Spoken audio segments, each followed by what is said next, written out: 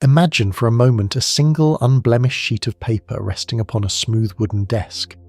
The light in the room is soft, perhaps the low golden angle of late afternoon, casting a long gentle shadow across the crisp, perfectly straight edge of the square. If you look closely at the surface of the paper, you might see the faintest trace of its texture, a microscopic topography of intertwined fibres waiting to be given purpose. There is a profound stillness in this image. It is a quiet invitation, a promise of transformation that requires nothing more than the careful, deliberate movement of human hands. As you picture this clean, waiting surface, you can allow your own mind to mirror its tranquility. You're stepping into a space of quiet creation, a sanctuary woven from patience and geometry. As we journey through the history, the science, and the delicate art of folding, you're completely free to simply listen. You do not need to try to remember these details. You're not preparing for a test, and there is no effort required here. Let your mind soften, just as a rigid thought might gently yield into a new shape. Let the ideas drift through your awareness like dust motes suspended in a sunbeam. What stays, stays. What fades away is perfectly fine to let go. You're simply here to observe the beauty of the fold, the rhythm of the transformation, and the quiet miracles hidden within a simple square of paper. Allow your breathing to slow down, matching the methodical, unhurried pace of a master artisan.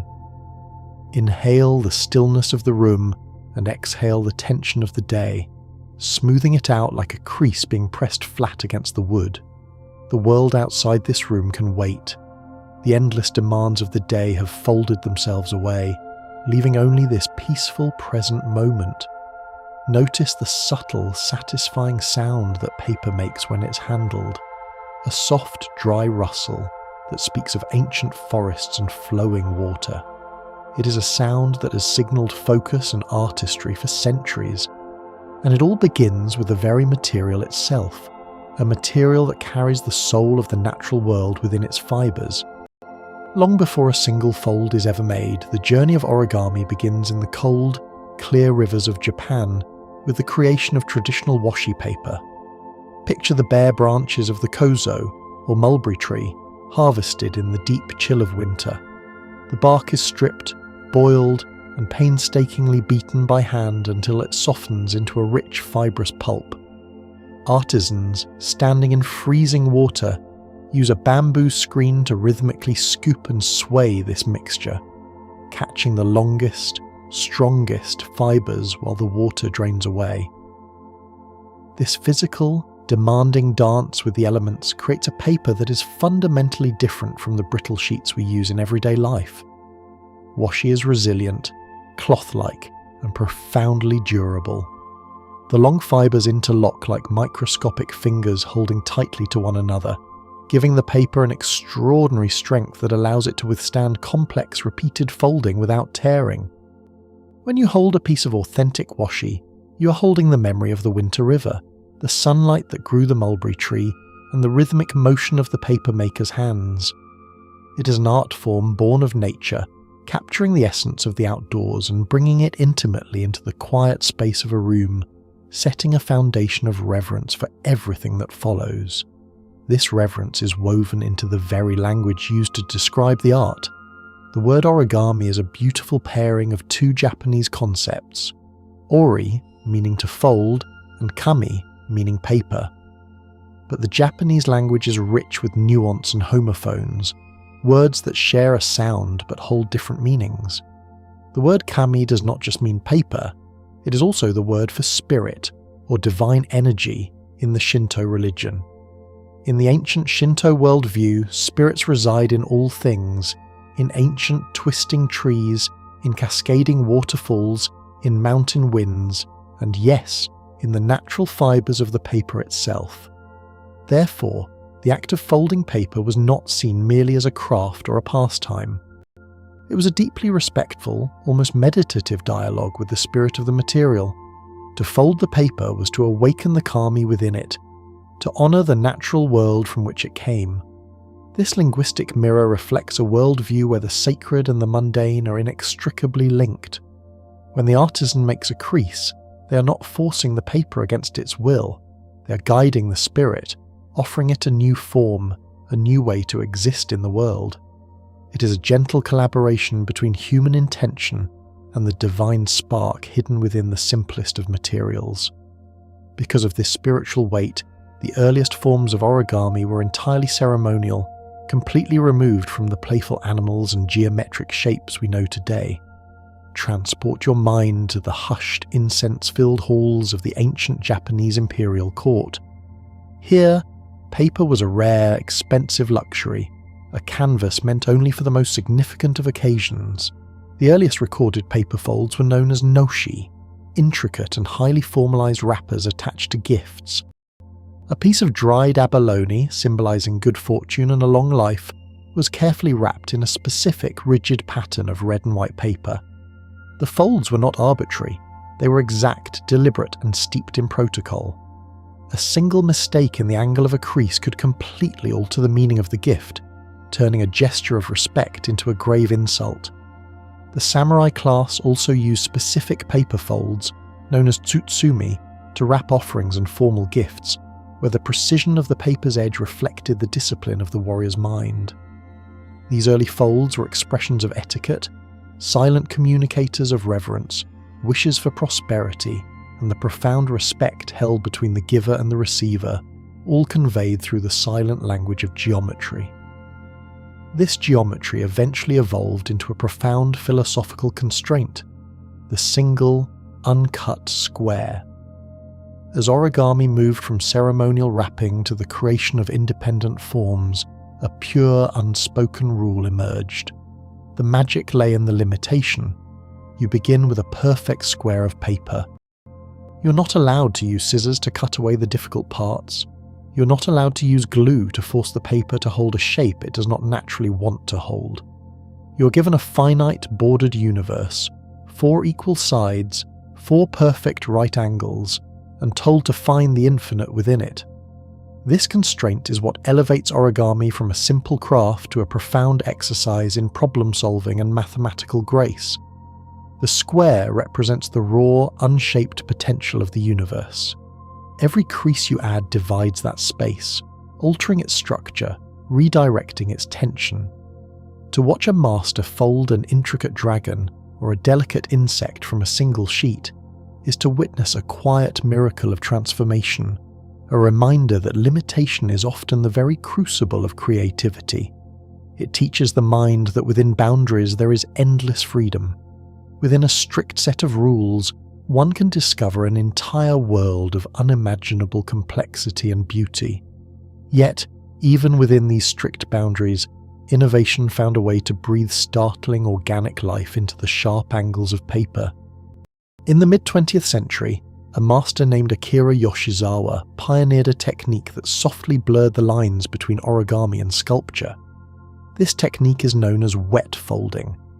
Imagine taking a slightly dampened sponge and gently, carefully wiping it across a thick sheet of paper. The moisture seeps into the fibres, temporarily dissolving the natural sizing that makes the paper stiff. The paper suddenly softens, it yields, it becomes supple, resembling soft leather or heavy cloth. In this fleeting, damp window of time, the folder can bypass sharp, rigid creases and instead sculpt soft, flowing curves. The muscles of a horse, the rounded cheek of a mask, the gentle slope of a flower petal. These organic shapes are coaxed out of the paper while it is pliable. As the water slowly evaporates and the paper dries, the fibres lock back into place, permanently holding the delicate, curved forms. Wet folding changed everything. It allowed paper to mimic the breath and movement of the natural world, proving that even the most rigid mathematical constraints can be softened with a touch of moisture and a profound understanding of the material's inner life. The profound understanding of how materials fold and unfold eventually reached far beyond the quiet studios of artisans, travelling all the way into the silent vacuum of deep space. Consider the vast black canvas of the cosmos, interrupted only by the slow orbit of a satellite. One of the greatest challenges in space exploration is launching massive objects, like solar panels or telescopes, inside the cramped, narrow cargo hold of a rocket. To solve this, a Japanese astrophysicist named Koryo Miura looked to the ancient art of origami. He invented what is now known as the Miura fold, a rigid origami pattern that allows a large flat surface to be compacted down into a tiny fraction of its size. But the true brilliance of the Miura fold lies in its memory. When you pull on just two opposite corners of the folded structure, the entire thing expands simultaneously, unfolding in a single, smooth, mechanical motion. There are no complex hinges to break, no separate parts to malfunction. It is just the pure, elegant geometry of the crease pattern doing exactly what the mathematics dictate. The same principles used to fold a paper bird in a quiet room are now used to capture the light of the sun millions of miles away. A breathtaking marriage of ancient art and futuristic science. Back on Earth, the art of origami carries a different kind of weight, one deeply tied to hope, healing, and the collective spirit of humanity. There is a powerful Japanese legend surrounding the senbazuru, the folding of 1,000 paper cranes. The crane, a majestic bird that mates for life and is said in myth to live for 1,000 years, is a symbol of luck, longevity, and peace. The legend promises that anyone who demonstrates the immense patience and dedication required to fold 1,000 cranes will be granted a single wish.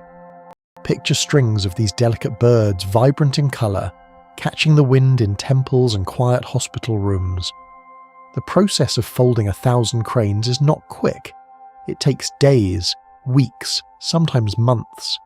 Each fold is a physical manifestation of a thought, a prayer, a wish for recovery or peace. It is an act of meditative endurance. In folding the cranes, people find a way to channel their anxiety or their hope into a repetitive grounding action.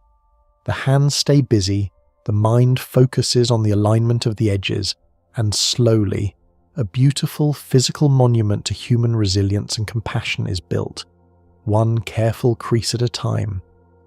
This meticulous dedication to structure has recently moved from the macroscopic world into the invisible, microscopic building blocks of life itself. Scientists have taken the conceptual framework of origami, the folding of a single strand to create a complex, specific shape, and applied it to DNA. Imagine peering through an electron microscope into a world far smaller than a grain of sand.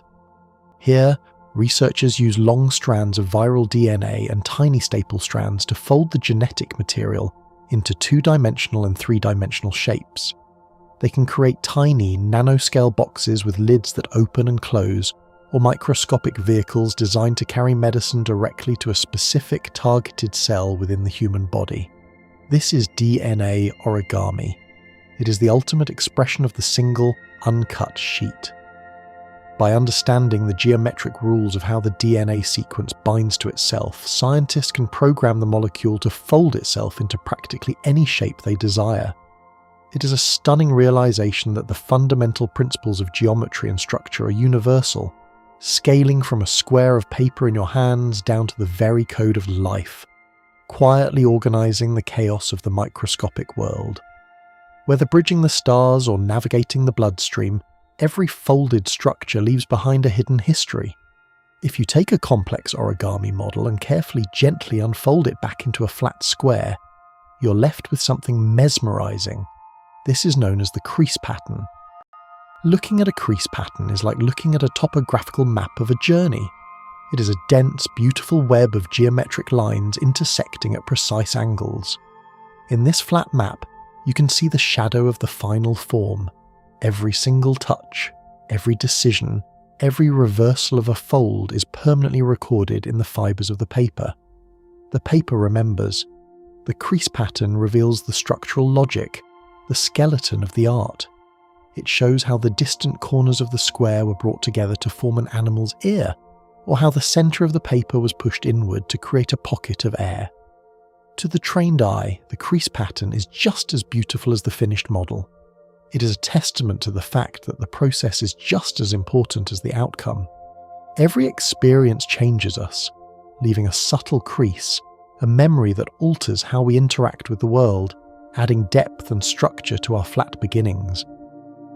When you truly immerse yourself in the creation of those creases, something remarkable happens to the passage of time. The repetitive, tactile nature of folding paper induces a profound neurological shift, guiding the brain into what psychologists call a state of flow. Imagine the sensory feedback, the soft drag of your thumb along a sharp edge, the visual alignment of a corner meeting a corner perfectly, the quiet, satisfying snap of the paper locking into a new plane. As you focus entirely on the space right in front of you, the background noise of the world begins to fade. The worries of tomorrow and the regrets of yesterday dissolve into the simple, immediate task of making the next fold accurate. Your breathing slows and aligns with the rhythm of your hands. Your heart rate settles. It is a form of active meditation, a way to anchor an anxious mind to the physical world. In a life filled with constant digital distraction and shifting abstract demands, the simple, undeniable reality of paper offers a quiet refuge. You're engaging in an ancient dialogue between mind, eye, and hand, creating order out of emptiness, and finding a deep, restoring peace within the folds of a single silent square. This silent square, with its intricate geography of creases, once existed only in the mind of the folder or in the physical memory of the paper itself. For centuries, the secrets of complex shapes were passed down solely through quiet observation, hands patiently guiding hands in the still, fading light of winter afternoons. There was no alphabet for this art, no way to write down the music of the fold so that someone across the ocean could play the exact same song. That changed in the mid-20th century when a beautiful wordless language was born. The Yoshizawa Ranlet system created a universal alphabet of dashes, dots, and gentle sweeping arrows. A line of alternating dashes and dots means a mountain fold, asking the paper to rise up towards the sky, creating a sharp ridge. A simple dashed line asks for a valley fold, inviting the surface to sink downward into a soft groove. It is a choreography written in pure, elegant geometry. You can pick up a book printed in a language you have never spoken, from a country you have never visited, and by simply following the rhythm of the mountains and the valleys, you can recreate the exact same delicate butterfly that an artisan designed 50 years ago. It is a quiet miracle of human connection, a whispered set of visual instructions that requires no voice at all, only the willing hands of the present moment. And just as spoken language has its underlying grammar, this wordless language of paper is governed by an invisible, elegant set of mathematical laws. If you unfold a traditional origami model and lay the paper perfectly flat against the grain of a wooden table, you will see a starburst of creases intersecting at various points, forming a complex, shadowy web known as a crease pattern. A mathematician named Toshikazu Kawasaki discovered a hidden harmony living inside these intersecting lines. He found that if you look at any single point where the creases meet, and you add up the alternating angles between them, they will always perfectly equal exactly 180 degrees. It is a law of nature translated into the fibers of paper, known today as Kawasaki's theorem. It dictates whether a pattern can be pressed completely flat without tearing, buckling, or resisting the pressure. There is something profoundly settling about this truth. You do not need to understand the underlying calculus to feel its calming presence. When a complex model collapses flat in your hands, pressing smoothly into a two-dimensional plane, you are feeling the physical manifestation of a perfect equation. It is the universe balancing itself, a quiet confirmation that beneath the chaotic three-dimensional world, there is a foundation of pure, unshakable order. This inherent order, this ability to pack immense complexity into a flat, silent plane, has caught the attention of those who look far beyond the edges of our world. Imagine standing in a quiet, open field at midnight, looking up at the scattered, silvery dust of the Milky Way, to see the faintest, most distant exoplanets, worlds that might harbour water or life. Astronomers face a blinding problem. the glaring, overwhelming light of the stars those tiny planets orbit. To solve this, engineers turned to the ancient laws of the mountain and the valley fold. They designed the starshade, a massive sunflower-shaped shield the size of a baseball diamond. Because it is far too large to fit inside the narrow, rigid cylinder of any rocket, it is constructed using precise origami principles, meticulously folded down into a compact, tightly wound pillar. Once it reaches the silent vacuum of deep space, it will slowly, gracefully unfurl, blooming like a mechanical flower in the endless dark.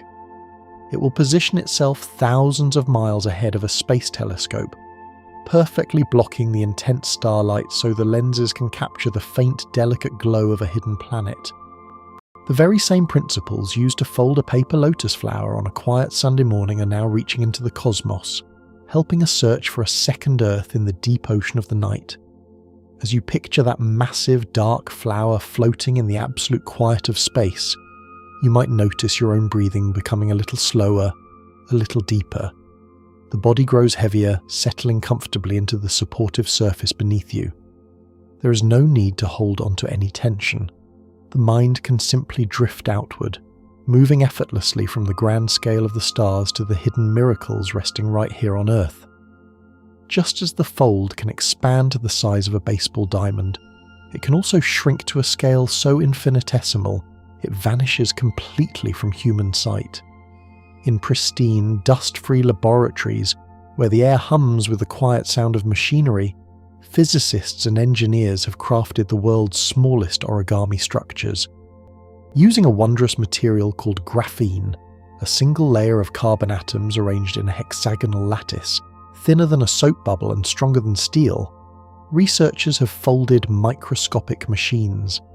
These creations are so small they can only be seen through the powerful, focused beam of an electron microscope. By using brief, rhythmic pulses of a precisely tuned laser, they cause the microscopic sheets to bend, creating tiny, perfect mountain and valley creases without ever touching the material. They have folded microscopic birds, smaller than the width of a single human hair, sitting silently on glass slides. It is a stunning reversal of perspective. We usually think of folding as an act of human hands, but here it is pure light itself doing the folding, coaxing invisible sheets of carbon into recognizable forms. It reveals a universe where the rules of geometry remain absolute and beautiful, no matter how profoundly we shrink the canvas. From the invisible touch of a laser, the pendulum of scale swings back to the realm of the monumental, where the sheer weight of paper becomes a breathtaking physical challenge.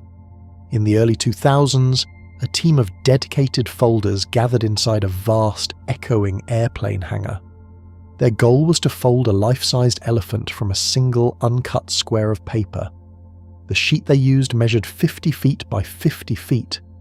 Imagine the scale of that canvas, spreading out like a pale, quiet lake across the cold concrete floor.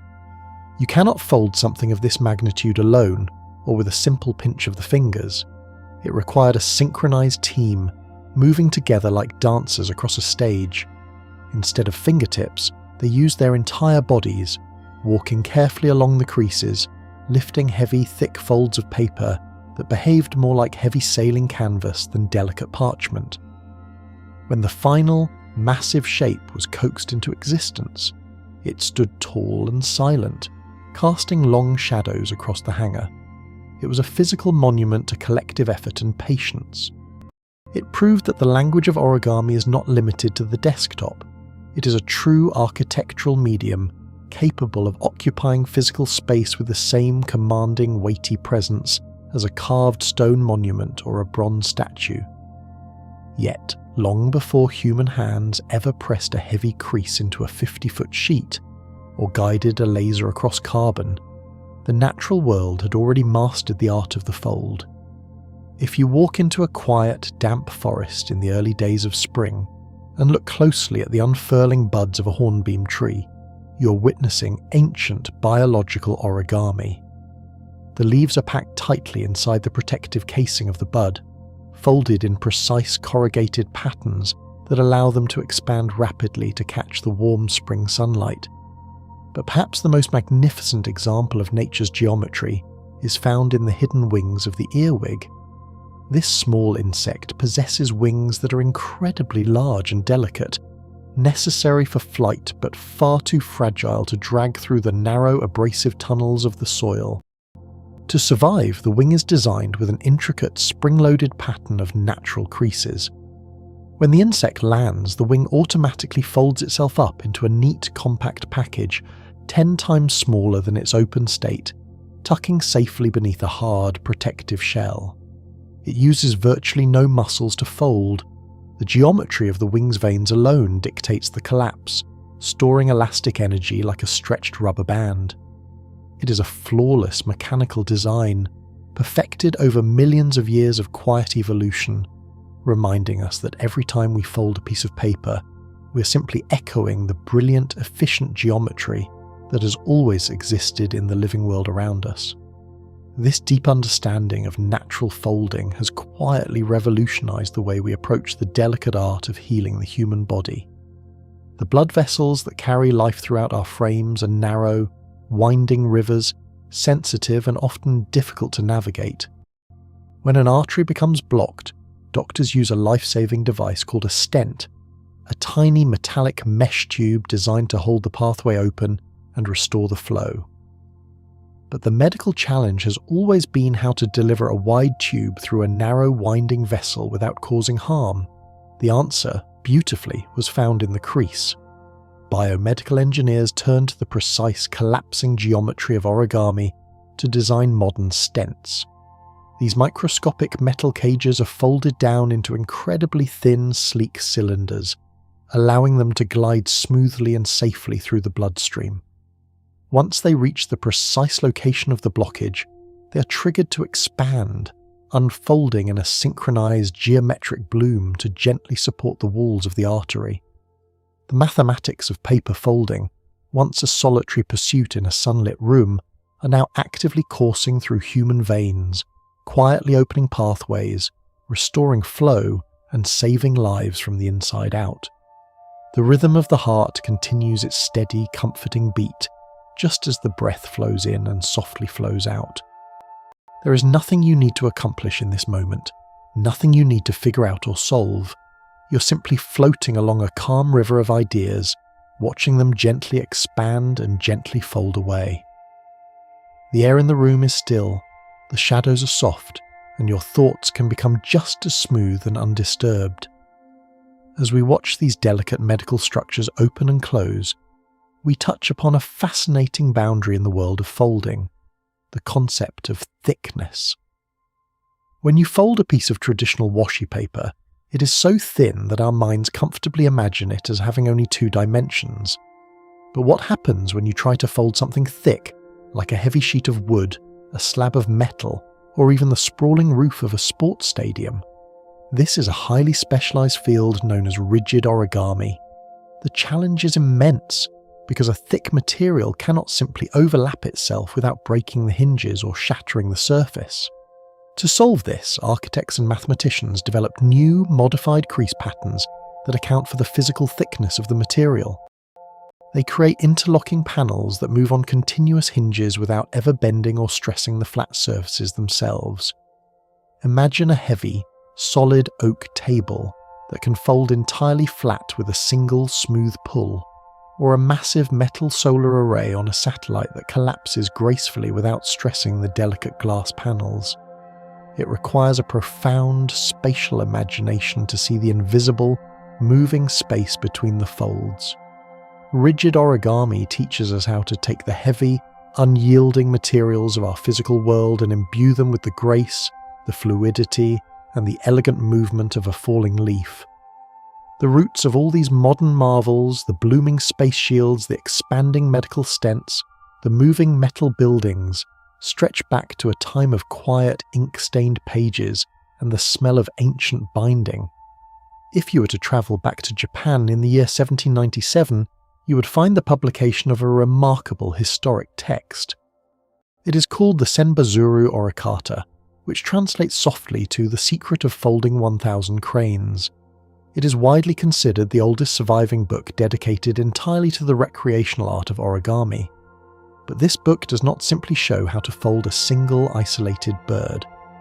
The pages are filled with beautiful, intricate woodblock prints showing how to fold interconnected chains of cranes from a single, partially cut sheet of paper. The paper was scored and slit in strategic, delicate places so that the finished birds remained attached by their wingtips or their beaks, forming beautiful, hanging lattices of paper that move together in the breeze. To look at the faded, centuries-old pages of the Senbazuru Oricata is to feel a bridge forming across time. You realize that the desire to take a flat surface and give it a soul, to challenge the limits of what a single sheet can do, is not a modern impulse.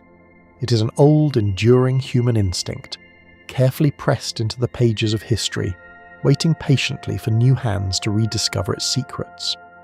And some of those ancient secrets were designed not just to sit silently on a shelf, but to move, to jump, and to capture the invisible currents of the air.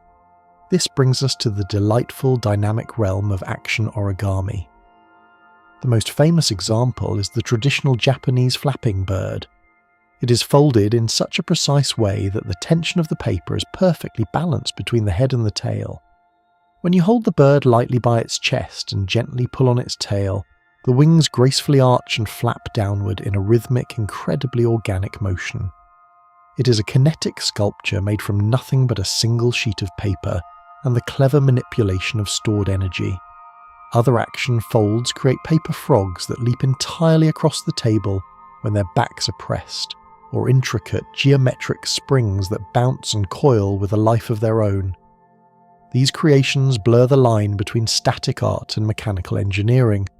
They remind us that a crease is not just a dividing line, it is a hinge, a spring, a physical memory of motion waiting to be released. When a folded paper bird flaps its wings, it seems to take a quiet breath of its own, transforming the still atmosphere of the room into a space of gentle, playful animation, ready to guide us even deeper into the unexpected corners of the fold. As that delicate paper bird comes to rest, its mechanical heartbeat slowing to a quiet standstill, we can watch the concept of the fold expand once again, moving from the solitary square into the profound power of community. Imagine a perfectly round, intricately textured sphere suspended by a silk thread, casting a beautiful fractured shadow against the wall. This is a kusudama, which translates beautifully to medicine ball. Centuries ago in Japan, before paper became an everyday material, these spheres were fashioned from real, dried flowers and fragrant herbs. They were hung in the corners of quiet rooms to ward off illness and invite pure, clean energy into the home. Over time, as paper became the medium of the artisan, the real flowers were replaced by folded paper blossoms. But a kusudama cannot be made from a single sheet of paper. It requires dozens, sometimes hundreds, of identical folded units, carefully woven together to form a perfect continuous globe. It is a visual representation of harmony, showing how many individual, identical pieces can come together to create a singular, unified whole that is far stronger and far more beautiful than any one piece on its own. The secret to this incredible structural strength lies not in any adhesive, but in the unseen microscopic landscape of the paper itself. When artisans create complex modular shapes using common pieces like the Sonobe unit, a simple parallelogram-shaped fold, they do not use a single drop of glue. Instead, the sharp, precisely folded points of one unit are tucked deep into the hidden pockets of another. What holds them together is the gentle, persistent force of friction. If you were to look at the surface of a seemingly smooth piece of paper under a powerful microscope, you would see a wild, tangled forest of wood fibers. When two folded surfaces are pressed tightly against one another, these microscopic forests interlock. They grip each other in the dark, resisting the pull of gravity through sheer texture and geometry. It is a quiet, invisible embrace. The structure holds its shape entirely through mutual support, teaching us that true stability often comes not from rigid, permanent bonds, but from the gentle, calculated friction of pieces resting perfectly against one another. As you listen to the quiet, invisible locking of these fibers, notice how your own physical architecture might be mirroring this harmony. The body grows slightly heavier, sinking comfortably into the supportive surface beneath you. The rhythm of your breathing settles into a slow, effortless tide. There is no need to actively construct anything in your mind tonight. You can simply let the thoughts drift, folding and unfolding on their own time, allowing the mind to rest in its own quiet pockets of space. This state of physical calm is not just an illusion, it is a measurable biological response to the act of folding.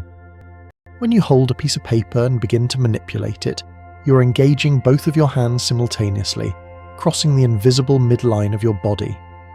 This repetitive rhythmic movement is a form of bilateral stimulation. As the left hand stabilizes the paper and the right hand presses the crease, both the left and right hemispheres of the brain are gently forced to communicate, passing spatial information back and forth across the neural pathways. Psychologists have found that this specific type of focused, dual hand coordination actively soothes the nervous system. The body's production of cortisol, the chemical responsible for stress and anxiety, begins to steadily drop. The sharp edges of a chaotic day are smoothed out, replaced by the immediate tactile reality of the paper. It is a profound realization that the simple, quiet geometry of the hands can act as a direct dial to turn down the volume of the anxious mind. This powerful connection between the hands and the brain has found a beautiful, poignant purpose in the realm of memory care. In quiet rooms across the world, therapists place bright square sheets of paper into the hands of elderly patients experiencing the fading landscapes of dementia. Often, the conscious mind may struggle to retrieve a name, a date, or the specific word for a bird. But the hands remember. Muscle memory is an incredibly resilient force, stored deep within the motor pathways of the brain. A person who learned to fold a traditional crane in their distant childhood might pick up a piece of paper 60 years later and find their fingers moving instinctively, perfectly executing the complex series of inside-reverse folds and delicate petal folds without a single conscious thought.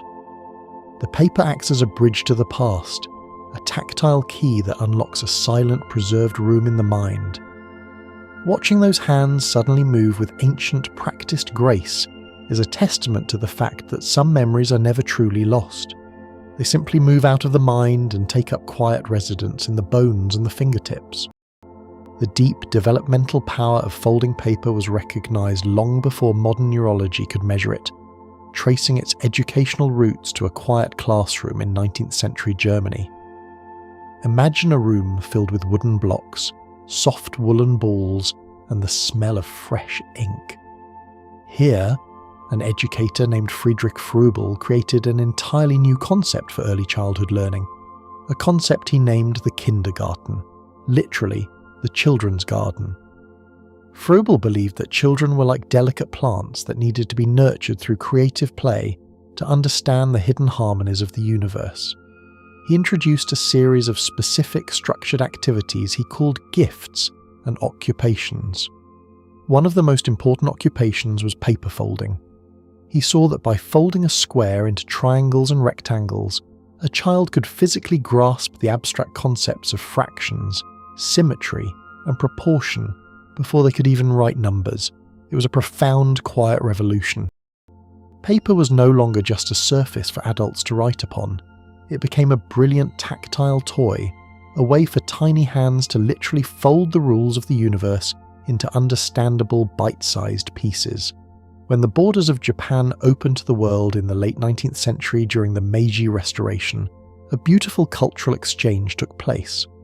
The strict, ancient Japanese traditions of ceremonial folding, known then as orikata, met the structured, educational paper folding of Froebel's European kindergartens.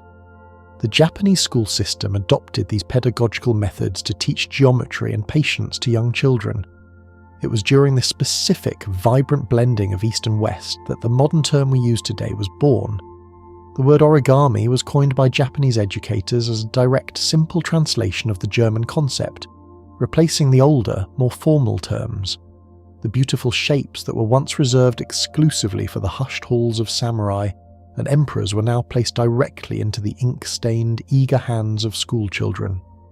It was a profound democratization of art, taking a sacred geometry and transforming it into a universal language of play and discovery, a language that could be spoken by anyone with a single, humble square of paper. This universal language of geometry is not limited to human classrooms. It is written into the very survival mechanisms of the natural world. If you were to peer inside the jade-green translucent shell of a butterfly's chrysalis just moments before it opens, you would see a masterpiece of biological packaging. A butterfly's wings are incredibly large and fragile, yet they must develop inside a tightly confined miniature space. To achieve this, nature folds the wings in an astonishingly complex multi-layered pattern that mirrors advanced origami crease patterns. When the butterfly finally breaks free into the warm morning air, its wings do not simply flop open. The insect slowly pumps a fluid called hemolymph through a network of tiny structural veins. As the fluid fills the veins, the intricate mountain and valley folds are pressurized, expanding outward in a smooth, majestic, and irreversible motion. It is a slow, silent unfolding that turns a crumpled, damp package into a breathtaking canvas of colour and flight. We look at paper and see art, but nature looks at the fold and sees the brilliant, necessary mechanics of life itself. The brilliance of that sudden, life-saving expansion has directly inspired the engineering that keeps us safe on our fastest, most modern journeys. Hidden inside the sleek, leather-wrapped steering wheel of almost every car is a complex piece of fabric that must perform an impossible task. In the event of a collision, an airbag must expand from a tightly packed compartment into a massive, shock-absorbing three-dimensional pillow in less than 40 milliseconds, a fraction of the time it takes to blink. If the fabric is packed randomly, it will snag, tangle, and fail to deploy. To solve this terrifying problem, safety engineers turn to the mathematics of origami. They use algorithms to design crease patterns that allow a large, flat surface to be folded down into a tiny, dense geometric block that possesses what mathematicians call flat foldability. When the gas ignites, the folds release in a perfect, choreographed sequence, expanding outward without a single thread crossing or catching. The exact same mathematical principles that govern a delicate paper flower are quietly riding alongside us every day, waiting in the dark, ready to unfold and catch us when we fall. The ability to perfectly flatten such a complex structure is governed by a beautiful, unyielding mathematical constant known as Mercator's theorem. It is a rule that applies to every single origami shape ever created, no matter how wild or elaborate. If you look at any point on a flat-folded piece of paper where the creases intersect, a point called a vertex, you will always find a mix of mountain folds that point up and valley folds that sink down. Mercator's theorem states that if you count them, the difference between the number of mountain folds and the number of valley folds will always, without fail, be exactly 2. It does not matter if there are 6 creases meeting or 60. The difference will always be 2. There is a deep, profound comfort in this kind of mathematical certainty. In a world that often feels chaotic and entirely unpredictable, the fibres of the paper obey a quiet, eternal law. It is a reminder that beneath the complex surface of things, there is a balancing act, an elegant set of rules that holds the structure together in perfect, silent harmony. To touch the very edge of human capability within these rules, we must shrink our perspective down to a scale that almost defies belief. While some artists fold paper the size of a gymnasium floor, others seek the quiet thrill of the microscopic. The artist Naoki Terada holds the record for folding the smallest origami cranes by hand. He does not use standard paper. He uses a tiny, specially crafted flake of paper that measures just 1/10 of a millimetre across, roughly the size of a single grain of fine salt. To fold something this impossibly small, fingers are entirely useless. The artist must look through a powerful microscope and manipulate the paper using the sharpened points of microscopic needles. But the true challenge is not just the tools, it is the sheer stillness required of the human body. At that magnification, the tiny vibrations of the artist's own pulse are enough to cause a localized earthquake, destroying the delicate folds. To make the crease, the artist must wait for the fleeting, silent pause between his own heartbeats. He folds in the spaces between life's rhythm. It is the ultimate expression of focus and physical control, capturing a majestic, soaring bird within a speck of dust, born in the perfect, silent fraction of a second between one breath and the next. That perfect, silent space between heartbeats is a threshold, a place where sharp, rigid lines begin to soften into something much more fluid. We often think of origami as an art of straight edges, a world defined entirely by the strict, unyielding geometry of the ruler and the right angle. But there is a hidden, entirely different language resting within the paper, one that speaks in slow, sweeping arcs. In the late 20th century, a pioneer named David Huffman, a brilliant computer scientist with the soul of an artist, began to experiment deeply with curved creases. Imagine pressing a gentle, arcing valley fold into a heavy, thick sheet of parchment. Unlike a straight crease, which neatly divides the paper and leaves the remaining surfaces perfectly flat, a curved crease forces the entire canvas to respond. The paper twists and rises on its own, creating deep, elegant swoops and hollows that resemble the lip of a seashell or the smooth, widening bell of a brass horn. These forms cannot be forced by the hands, they must be gently coaxed.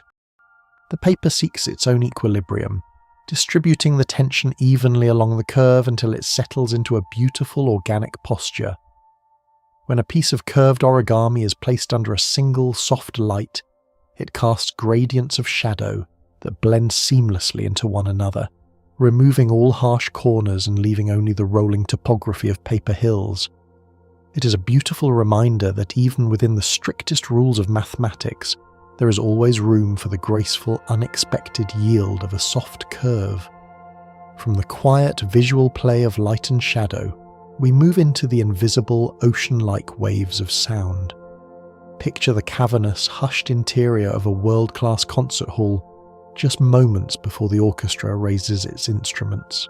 To ensure the music reaches every single listener with absolute warmth and clarity, acoustic engineers frequently turn to the ancient principles of the fold. If the walls of a concert hall were perfectly flat, the sound of the instruments would bounce sharply back and forth, creating harsh, overlapping echoes that muddy the music. To solve this invisible problem, massive wooden panels folded into complex mountainous origami patterns are suspended high above the stage and fixed along the curving walls. These folded surfaces act exactly like a prism, but for sound. When the rich, deep notes of a cello strike the angled wood, the acoustic waves are broken apart and scattered evenly in 100 different directions, bathing the entire room in a balanced golden resonance. The sharp geometry of the folded wood actually softens the auditory experience, catching the harsh, echoing frequencies and distributing the beautiful ones. This architectural folding turns an empty room into a massive wooden instrument of its own, proving that the geometry of the crease can perfectly orchestrate not just what we see, but the very way we hear the world around us. As the last note fades into the beautifully scattered silence of that hall, the focus softens, shifting from the grand, echoing architecture of a room down to the intimate, tactile landscape of the clothes we wear. The visionary Japanese designer Issey Miyake saw a profound, unexplored connection between the mathematical fold and the moving human form. He developed a breathtaking clothing collection where a dress begins its life completely flat, resembling a beautiful two-dimensional geometric disc resting quietly on a table. The high-tech fabric is permanently pressed with a complex interlocking web of origami creases. But the moment the wearer lifts the fabric over their head, gravity and the natural heat of the body pull on those folds, and the flat disc suddenly springs into a voluminous, structured, three-dimensional garment. It moves gracefully with the breath and the long stride of the wearer, the sharp creases expanding and contracting silently like a living lung. It is a striking marriage of rigid, calculated mathematics and soft, flowing textiles. The fabric remembers its flat, geometric origins, yet it eagerly embraces its complex, moving shape, teaching us that true elegance often lies in the delicate balance between absolute structure and absolute freedom. Notice how the mind, too, can balance this structure and freedom right now. You're safely anchored here, resting heavily and comfortably against the surface beneath you, yet your thoughts are completely free to float and wander. The muscles in your shoulders can finally release their tight grip on the day. Your breathing is a steady, reassuring tide, rising and falling without the slightest effort. You're simply absorbing the quiet wonder of these ideas, letting them wash over you in a gentle, rolling wave. This harmonious relationship with movement and the environment scales upward from the human body, leaving the soft realm of fabric to embrace the monumental, dizzying heights of glass and steel. In the blazing, sun-drenched city of Abu Dhabi, two towering skyscrapers rise against the bright blue sky, their curved surfaces covered entirely in a massive, moving origami skin. Known as the Albar Towers, they feature a dynamic shading system inspired by the traditional Islamic lattice screen. But these screens are not static pieces of wood. The facade is composed of thousands of giant folded panels controlled by sensors. As the desert sun journeys across the sky, tracing its fiery, bright arc, the individual panels respond. When the sun beats directly against the glass, the folds automatically expand and close like delicate umbrellas, shielding the building and keeping the interior cool and bathed in dappled, comfortable light. When the sun passes and the heat breaks, the folds slowly retract, opening the glass to the gentle evening sky. The building essentially breathes with the day. It watches the sky and reacts, using the ancient mechanics of the fold to protect the people inside, an architectural giant performing a slow, silent dance with the light of the sun. You do not need to look up at towering skyscrapers to witness this kind of structural brilliance. It is often hidden right at your feet, in the smallest, most overlooked corners of the afternoon. If you have ever accidentally stepped on a thin, dry autumn leaf, or crushed an empty cardboard tube in your hand, you have likely created something called the Yoshimura pattern. Named after the Japanese scientist who first identified its unique properties in the middle of the 20th century, this pattern is a specific diamond-shaped grid of creases that naturally forms when a cylinder is violently compressed. It is not a random, chaotic crumple. It is the material's most efficient, beautiful way of absorbing sudden stress. The paper, or the dry leaf, instinctively folds itself into these tiny, interlocking triangles to distribute the crushing weight evenly across its entire surface. It is a stunning realization that nature and the manufactured materials around us inherently know how to fold themselves when placed under pressure. Even in the act of being crushed, there is an underlying mathematical grace, a hidden blueprint of diamonds and triangles rising up to catch the force of the blow, proving that a deep order exists even in the most broken, chaotic moments. From the harshness of a crushing weight, we move to the absolute opposite end of the spectrum, a touch so remarkably gentle it barely disturbs the surrounding air. In the gleaming, quiet laboratories of modern robotics, engineers have long struggled to build a mechanical hand that can pick up something delicate, like a ripe raspberry or a soft, bruised flower petal, without destroying it. Metal joints and gears are simply too rigid, too heavy-handed for the fragile treasures of the natural world. The perfect solution came from the delicate art of paper folding. Researchers developed an entirely new field called soft robotics, using highly flexible, rubber-like materials folded into complex origami-inspired structures. These robotic grippers have no heavy motors or sharp hinges in their fingers. Instead, a gentle, subtle vacuum of air is applied, and the intricate folds naturally collapse inward around the object, distributing the pressure perfectly and softly across the uneven surface of the fruit. The robotic hand embraces the raspberry with the exact same soft, yielding care as a human finger. It is a beautiful, quiet irony that to teach cold, hard machines how to be gentle, we first had to show them the delicate, ancient art of the folded paper.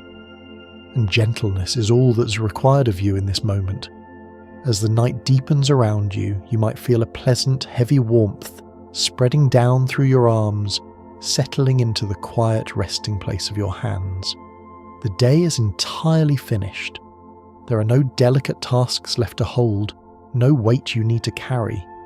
You can simply let go, sinking a fraction of an inch deeper into the profound, quiet stillness of the room, allowing the heavy silence to hold you.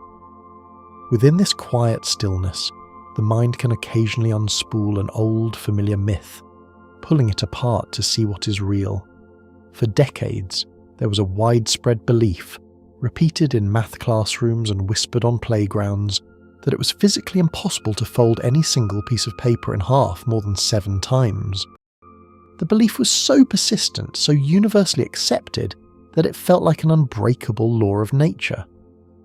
But in the year 2001, a high school student named Brittany Gallivan looked at this supposed limit and decided to quietly challenge it. She realized the limitation was not an absolute rule of the universe, but rather a problem with the ratio of the paper's thickness to its width. She sat down and formulated a complex mathematical equation, proving that if a piece of paper was incredibly long and incredibly thin, the legendary limit could easily be broken. To physically prove her math, she acquired a single, continuous roll of specialized tissue-thin gold leaf paper, measuring almost a mile in length. Walking for hours down the center of an empty, echoing shopping mall, she carefully folded the golden ribbon in half, and then in half again, walking the length of the paper to press the creases flat. By the end of the day, she successfully folded the paper 12 times in a single direction. She didn't just break a stubborn myth, she expanded our understanding of physical limits, showing that with the right perspective, the right equation, and enough quiet patience, the impossible slowly yields to the geometry of the fold. The immense patience required to fold a mile of golden paper is perfectly mirrored by a process so rapid and microscopic that it sustains your very existence right at this very moment. Deep inside every single cell of your body, a mesmerizing, invisible origami is constantly occurring. Life itself relies entirely on proteins, which begin as incredibly long, straight chains of amino acids. But a straight chain is biologically useless to the body. To do their vital work, to digest food, to fire thoughts across neurons, to carry oxygen through the blood, these long chains must fold themselves into highly complex 3-dimensional knots, barrels, and spirals. This process is known as protein folding, and it happens in mere fractions of a millisecond. A microscopic chain instinctively twists, collapses, and binds to itself, finding its perfect, destined shape in the dark, fluid ocean of the cell. If a protein folds incorrectly, by even the sharpest fraction of an angle, it cannot perform its task. Your life, your breath, and your ability to dream are entirely dependent on billions of microscopic chains perfectly finding their creases every single second of the day. It is an awe-inspiring thought to hold. The very machinery of your existence is an ongoing, flawless masterpiece of biological folding, happening quietly and perfectly beneath your awareness while you rest. This microscopic breathing of the cells is playfully echoed in one of the most beloved and tactile folds of traditional origami. If you were to return to a wooden desk sitting before a crisp, brightly coloured square of paper, you might fold what is affectionately known as the water bomb base. It begins with a series of simple diagonal valleys and mountains, collapsing the square down into a dense layered triangle. But the true magic of this specific shape lies in a tiny, almost invisible opening left at the very tip of the point. When you press the paper lightly to your lips and blow a sudden sharp breath of air into that tiny aperture, the flat triangle suddenly springs to life. The hidden internal folds catch the air, popping outward simultaneously to form a perfect, rigid, hollow cube. It is an incredibly satisfying transformation. The paper does not just occupy geometric space, it actively captures a pocket of the atmosphere. You have breathed a kind of life into the geometry, taking something utterly flat and inflating it with the invisible weight of your own breath. The shape simply holds that air, a tiny paper lung resting lightly on the palm of your hand, a physical reminder of the unseen forces that constantly surround and support us. And if we take that delicate, air-filled shape and carry it far beyond the atmosphere of the Earth, the folded form takes on a completely new, ethereal kind of grace. In the year 2009, Japanese astronaut Koichi Wakata floated inside the bright, humming interior of the International Space Station, orbiting hundreds of miles above the sleeping world. To demonstrate the profound and beautiful effects of microgravity to those watching below, he spent his quiet, free time folding delicate paper cranes. On Earth, a paper crane is grounded. It sits heavily on a desk subject to the constant, invisible pull of gravity, its paper wings bowing ever so slightly under their own weight. But in the silent, weightless environment of space, a folded crane becomes something entirely different. When gently released from the astronaut's fingertips, the bright paper bird did not fall. It simply hovered in the center of the cabin, perfectly suspended in the recycled air. The sharp creases, completely free from the burden of gravity, appeared even more pristine, more absolute. The tiny paper bird drifted silently past the thick, multi-layered glass of the cupola window, perfectly silhouetted against the massive, glowing blue curve of the Earth below. It was a breathtaking juxtaposition, one of the oldest, simplest and most earthly of human crafts, floating perfectly still in the vast modern silence of the cosmos, waiting calmly for whatever journey comes next. That image of the delicate, weightless paper bird floating against the vast blue curve of the Earth invites us to look closely at how a simple crease interacts with the invisible atmosphere. When gravity is restored to the equation, the folded surface does not just fall. It can be engineered to ride the unseen currents of the air itself. Inside a massive, silent aircraft hangar, surrounded by the smell of aged concrete and perfectly still air, a master of paper aerodynamics named Takuo Toda spent years perfecting a design he called the Sky King. This was not a hastily thrown childhood dart, but a masterpiece of atmospheric engineering made from a single uncut sheet. The secret to its historic record-breaking flight time lay in the profound microscopic precision of the dihedral angle, the subtle upward V-shape of the wings. This specific angle creates a pocket of high pressure beneath the paper, allowing it to rest gently upon the air rather than cut violently through it. When released with a smooth, perfectly calculated arc of the arm, the paper airplane does not just glide. It enters a slow, majestic, descending orbit, turning the empty space of the room into a physical cushion, proving that with the right geometry, even the heaviest air can become a gentle, supportive sea. Sinking from the airy, sunlit heights of the sky, we can drift down into a completely different kind of fluid environment, plunging into the dark, crushing, and silent depths of the ocean. Here, marine biologists face a delicate challenge: how to study the fragile, translucent bodies of deep-sea jellyfish without harming them. Traditional nets and metal traps are far too abrasive for creatures made almost entirely of water. The brilliant solution came from the quiet geometry of the fold. Engineers designed the rotary-actuated dodecahedron, or the rad sampler. It is a geometric trap consisting of 5 identical hinged petals made of soft material. As a deep-sea submersible approaches a drifting jellyfish, the sampler remains folded back like an open blossom. With a single, slow, mechanical motion, The petals fold inward simultaneously, creating a perfectly sealed, gently enclosed geometric room of water entirely around the creature. It is an origami embrace in the deep ocean, a way to safely hold the most delicate life forms on Earth, reminding us that structure can be used not just to capture, but to softly protect. Just as that delicate, glowing sea creature is held safely and without harm in the dark water, you too are held completely safely in this moment. The heavy blanket of the night has settled warmly around you. There are no sudden currents here, no demands on your energy. The breath flows effortlessly in and drifts effortlessly out, a slow and steady rhythm matching the gentle rolling tide. As your breathing settles, let your mind's eye drift from the deep ocean to a sunlit window pane, where a different kind of pattern is catching the light. Most origami shapes the paper into a single recognizable object, like a flower or a box. But there is a mesmerizing subgenre known as origami tessellations, pioneered in the late 20th century by a quietly brilliant teacher named Shuzo Fujimoto. Imagine taking a large, flat sheet of slightly translucent paper and folding it into a dense grid of intersecting lines.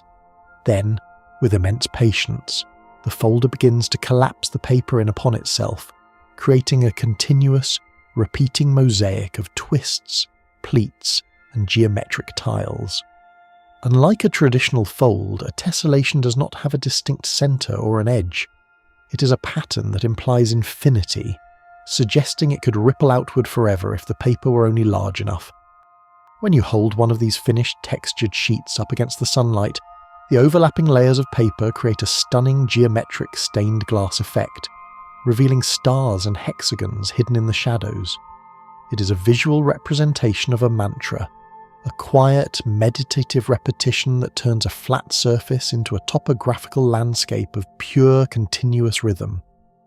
Living invisibly inside that complex, repeating landscape of twists and pleats is a beautiful, binary secret. If you were to unfold one of these intricate tessellations, or indeed any origami model that presses completely flat, you would be left looking at the sprawling, shadowy map of the crease pattern. Mathematicians studying these maps discovered an underlying law known as the two-color theorem. It dictates that every single flat foldable crease pattern in existence can be colored using exactly two colors, perhaps a soft silver and a deep blue, in such a way that no two sections of the same color will ever touch across a crease line. It resembles a perfect alternating chessboard, no matter how wildly complex or chaotic the lines may appear to the naked eye. There is a deep, profound comfort in this unseen law. It means that within the chaotic web of hundreds of intersecting angles, there is an absolute, unshakable balance. An invisible harmony of opposites governs the paper, a quiet assurance that beneath the intricate details of the surface, everything is resting in a state of perfect, alternating equilibrium. To discover these complex crease patterns without spending years relying on trial and error, modern masters have merged the ancient intuition of the hands with the quiet, humming processing power of the digital world. The physicist and origami artist Robert Lang revolutionized the art form by writing a computer algorithm known as Tree Maker. Rather than starting with the paper, the designer starts with a simple stick figure of the desired shape on a glowing screen. The software translates the lengths of the legs, the wings, and the antennae into a series of overlapping circles. This mathematical concept, known as circle packing, ensures that each appendage is allocated the exact amount of paper it needs without overlapping another. The computer then connects the centers of these circles to generate a flawless, unimaginably complex crease pattern. This digital bridge allowed artists to fold impossibly detailed insects with dozens of distinct, proportional legs and segmented bodies from a single, uncut square. It is a stunning collaboration between the cold, logical perfection of code and the warm, artistic expression of the fold, proving that the future of the art relies just as heavily on the algorithm as it does on the artisan. As the mind considers these complex invisible maps and digital pathways, your physical body can completely let go of its own need to navigate. You do not need to figure anything out, nor do you need to trace the lines of tomorrow. Your only destination is the quiet space you are already occupying. The muscles in your jaw can soften, the shoulders can sink, and the thoughts can simply blur into a soft, pleasant hum. Long before algorithms and glowing screens mapped out the geometry of the future, the concept of the fold was used to create temporary, breathtaking architectures of celebration in the grand dining halls of Europe. If you were to step into a candlelit banquet in 16th century Italy, you would not find the small, simple paper cranes of Japan, but rather magnificent centerpieces crafted entirely from starched white linen. In the Renaissance, the art of folding napkins was elevated to a high, respected craft, detailed meticulously in treatises by masters like Mattia Giega. These were not simple triangles placed beside a plate. Servants would fold massive, stiffened sheets of linen into elaborate three-dimensional castles, towering ships with sails, and intricate birds whose wings seemed to catch the warm, flickering candlelight of the feast. This cloth origami was an expression of extreme luxury and hospitality, a beautiful temporary sculpture designed to delight the guests for a single evening before being unfolded, washed, and erased back into a flat, blank canvas. It was an architecture of the moment, a physical celebration of abundance that understood the profound beauty of things that are not meant to last forever. This concept of a temporary defensive fold is beautifully echoed in the natural world, moving from the grand, starched linens of human banquets to the delicate, sun-drenched leaves of the forest floor. There is a fascinating, sensitive plant known as the Mimosa pudica, often called the touch-me-not. It features beautiful, delicate green leaves that spread out like tiny feathered ferns to absorb the sunlight. But the moment a raindrop strikes its surface, or a finger gently brushes against its stem, a rapid biological folding sequence is triggered.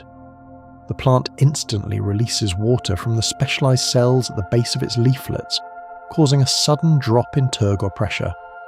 Within a second, the paired leaves fold tightly inward against one another, and the entire stem droops toward the earth. It is a brilliant, entirely mechanical defense mechanism, designed to make the plant look smaller, less appetizing, and structurally reinforced against heavy storms. Watching the mimosa fold into itself is like watching nature take a sudden sharp inhale, holding its breath and retreating into a quiet, protective geometry until the perceived danger has safely passed and the sun returns. The quiet safety found in the act of folding inward has recently inspired architects to design structures that offer warmth and protection to humans facing their own sudden storms.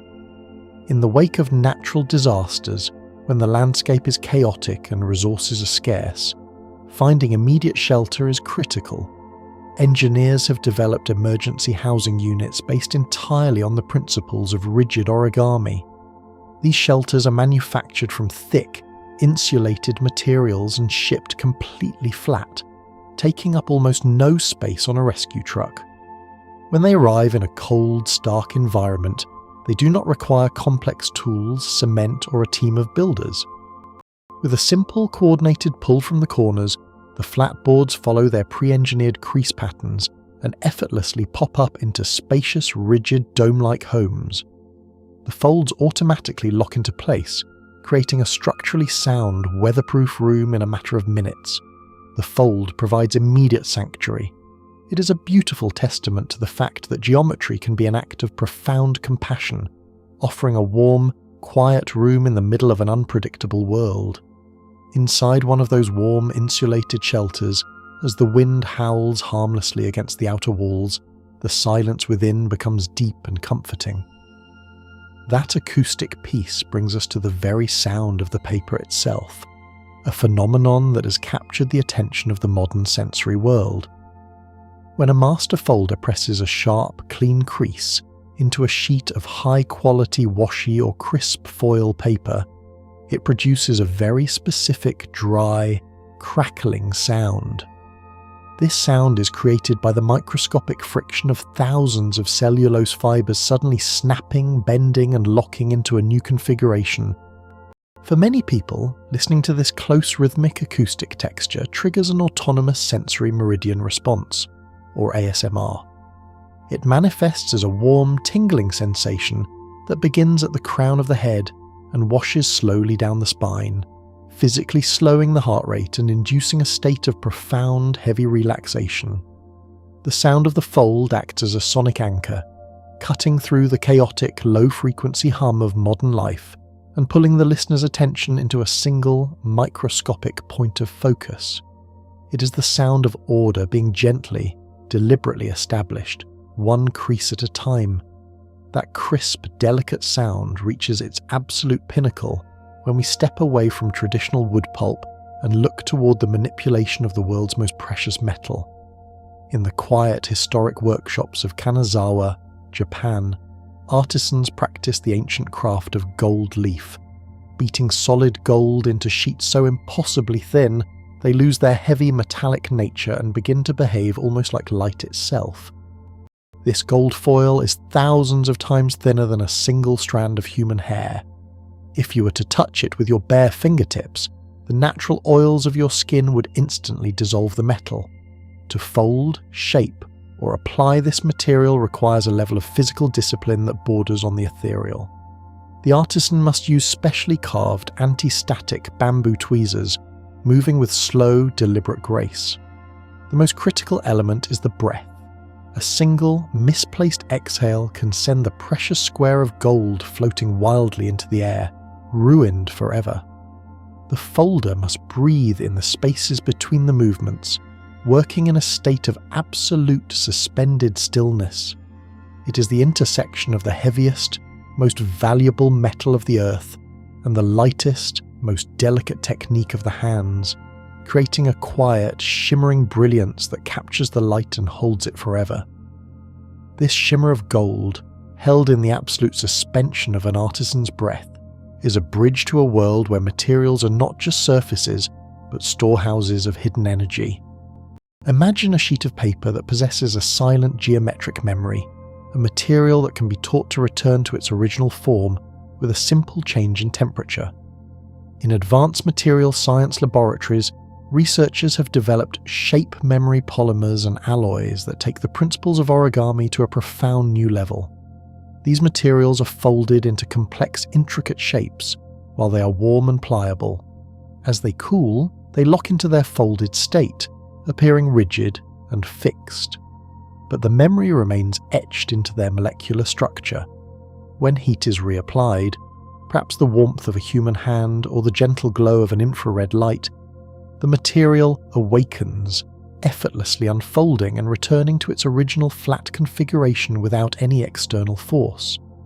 It is a slow, ghostly movement, as if the object is dreaming of its past and stretching itself back into reality. This technology is being explored for use in self-assembling medical implants and deployable space structures, revealing that the fold is not just a static mark, but a reservoir of potential motion, a silent instruction waiting for the right moment to speak. The silent instructions of these modern polymers echo an ancient mathematical mystery hidden within the very nature of a straight line and a flat plane. For thousands of years, mathematicians were haunted by the three classical problems of antiquity, including the impossible task of trisecting an arbitrary angle, using only a compass and a straight edge. It was a riddle that seemed to define the limits of human geometry. However, in the 20th century, it was discovered that the humble act of folding paper can accomplish what the compass and straight edge cannot. Through a series of specific, elegant operations known as the Husita-Hattori axioms, it was proven that origami can solve cubic equations, allowing a folder to trisect an angle perfectly. While a straight edge can only draw a line, a fold creates a relationship between points and lines simultaneously, offering a higher order of geometric power.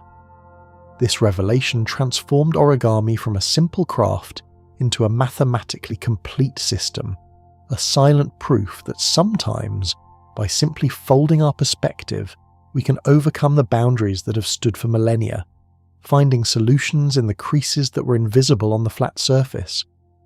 As you consider these invisible solutions, you might feel a soft, rhythmic pulse of relaxation moving through your body, like a gentle wave smoothing the sand on a quiet beach.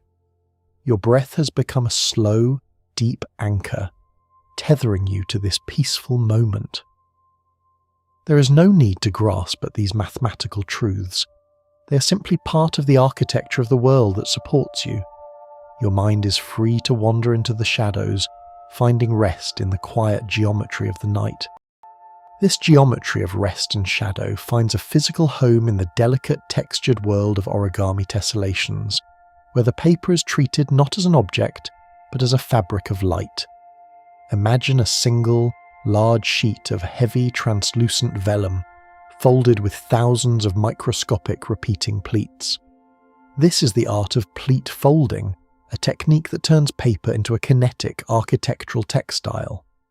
When the sheet is pulled at the corners, the entire surface expands and contracts in a synchronized fluid motion, resembling the bellows of an accordion or the breathing of a deep-sea creature. This specific type of folding, particularly the Ronresh pattern, creates a three-dimensional lattice that is incredibly strong yet remarkably lightweight. It has been used to design everything from collapsible solar sails to the impact-absorbing textures inside high-end helmets. To look at a Resh fold is to see the intersection of art and structural engineering, a reminder that the most resilient structures are often those that have been taught how to yield, how to collapse, and how to expand in perfect geometric harmony.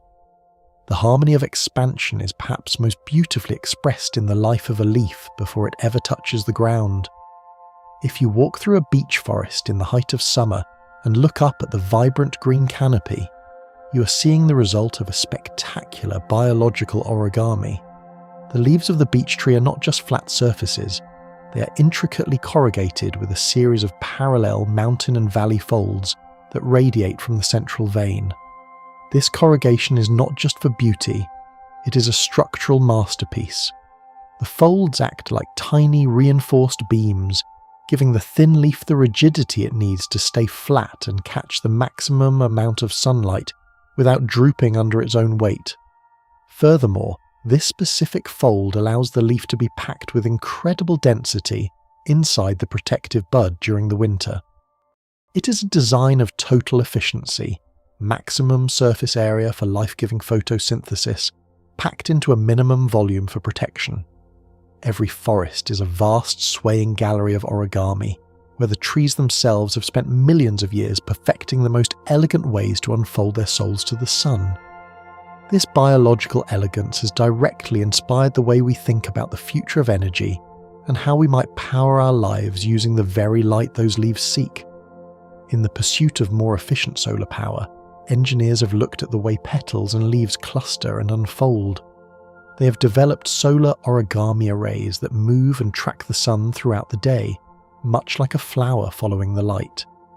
These arrays use complex, non-linear folding patterns to collapse into a tiny weatherproof box at night, or during a storm, protecting the sensitive cells from damage.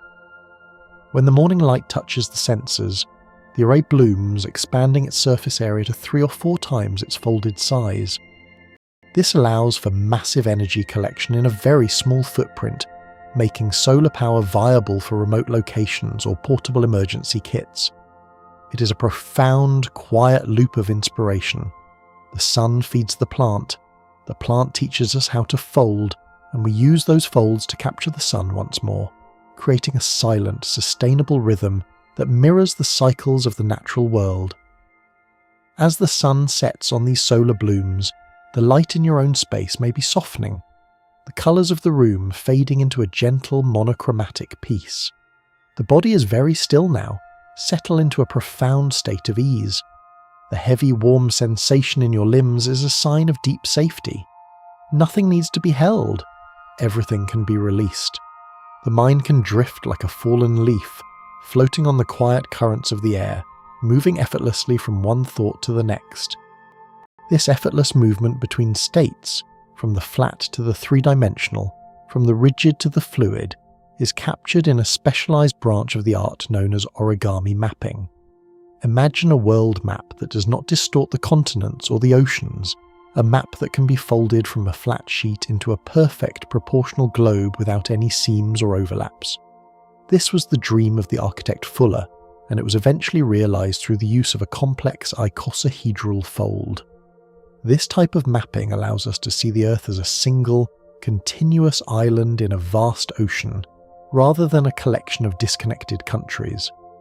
The folds act as the boundaries of our perception, showing us how the distant corners of our world are actually touching. It is a humbling perspective. To hold a folded paper globe is to realize that the entire world can be understood through a single, elegant set of creases, a reminder that even the most vast and complex systems can be made intimate and comprehensible through the quiet language of the fold. This intimacy with the world extends even to the way we navigate our own physical journeys, hidden within the very maps we once held in our hands. Before the era of digital screens, travellers relied on large, unwieldy paper maps that were notoriously difficult to refold in a moving car or a gust of wind. To solve this, a Japanese astrophysicist designed the Miura-Ori fold, which we have touched upon in the stars, but which found its first humble home on Earth in the pockets of travellers. The Miura-Ori is a map folding technique where a large sheet can be opened or closed with a single diagonal pull. Because the folds are interdependent, the paper does not experience the same stress as a traditional grid fold, preventing the corners from tearing over time. It is a masterpiece of ergonomics and geometry.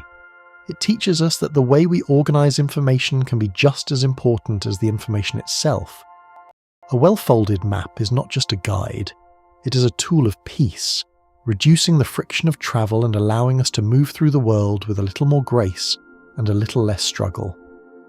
While the Miura-Ori helps us find our way across the land, another type of fold helps us explore the vast dark territories of the human mind through the art of tessellation masks. In this highly advanced form of origami, a single sheet of paper is folded into hundreds of tiny, interlocking triangles and hexagons that can be manipulated to resemble a human face. Because the paper is not cut, the skin of the mask is continuous, reflecting the light in ways that mimic the muscles and bones beneath our own features. These masks are often used in theatrical performances and psychological studies to explore the nature of identity and expression. They reveal that a face is essentially a complex crease pattern of experience, years of smiles, frowns, and quiet reflections etched into the material of our lives.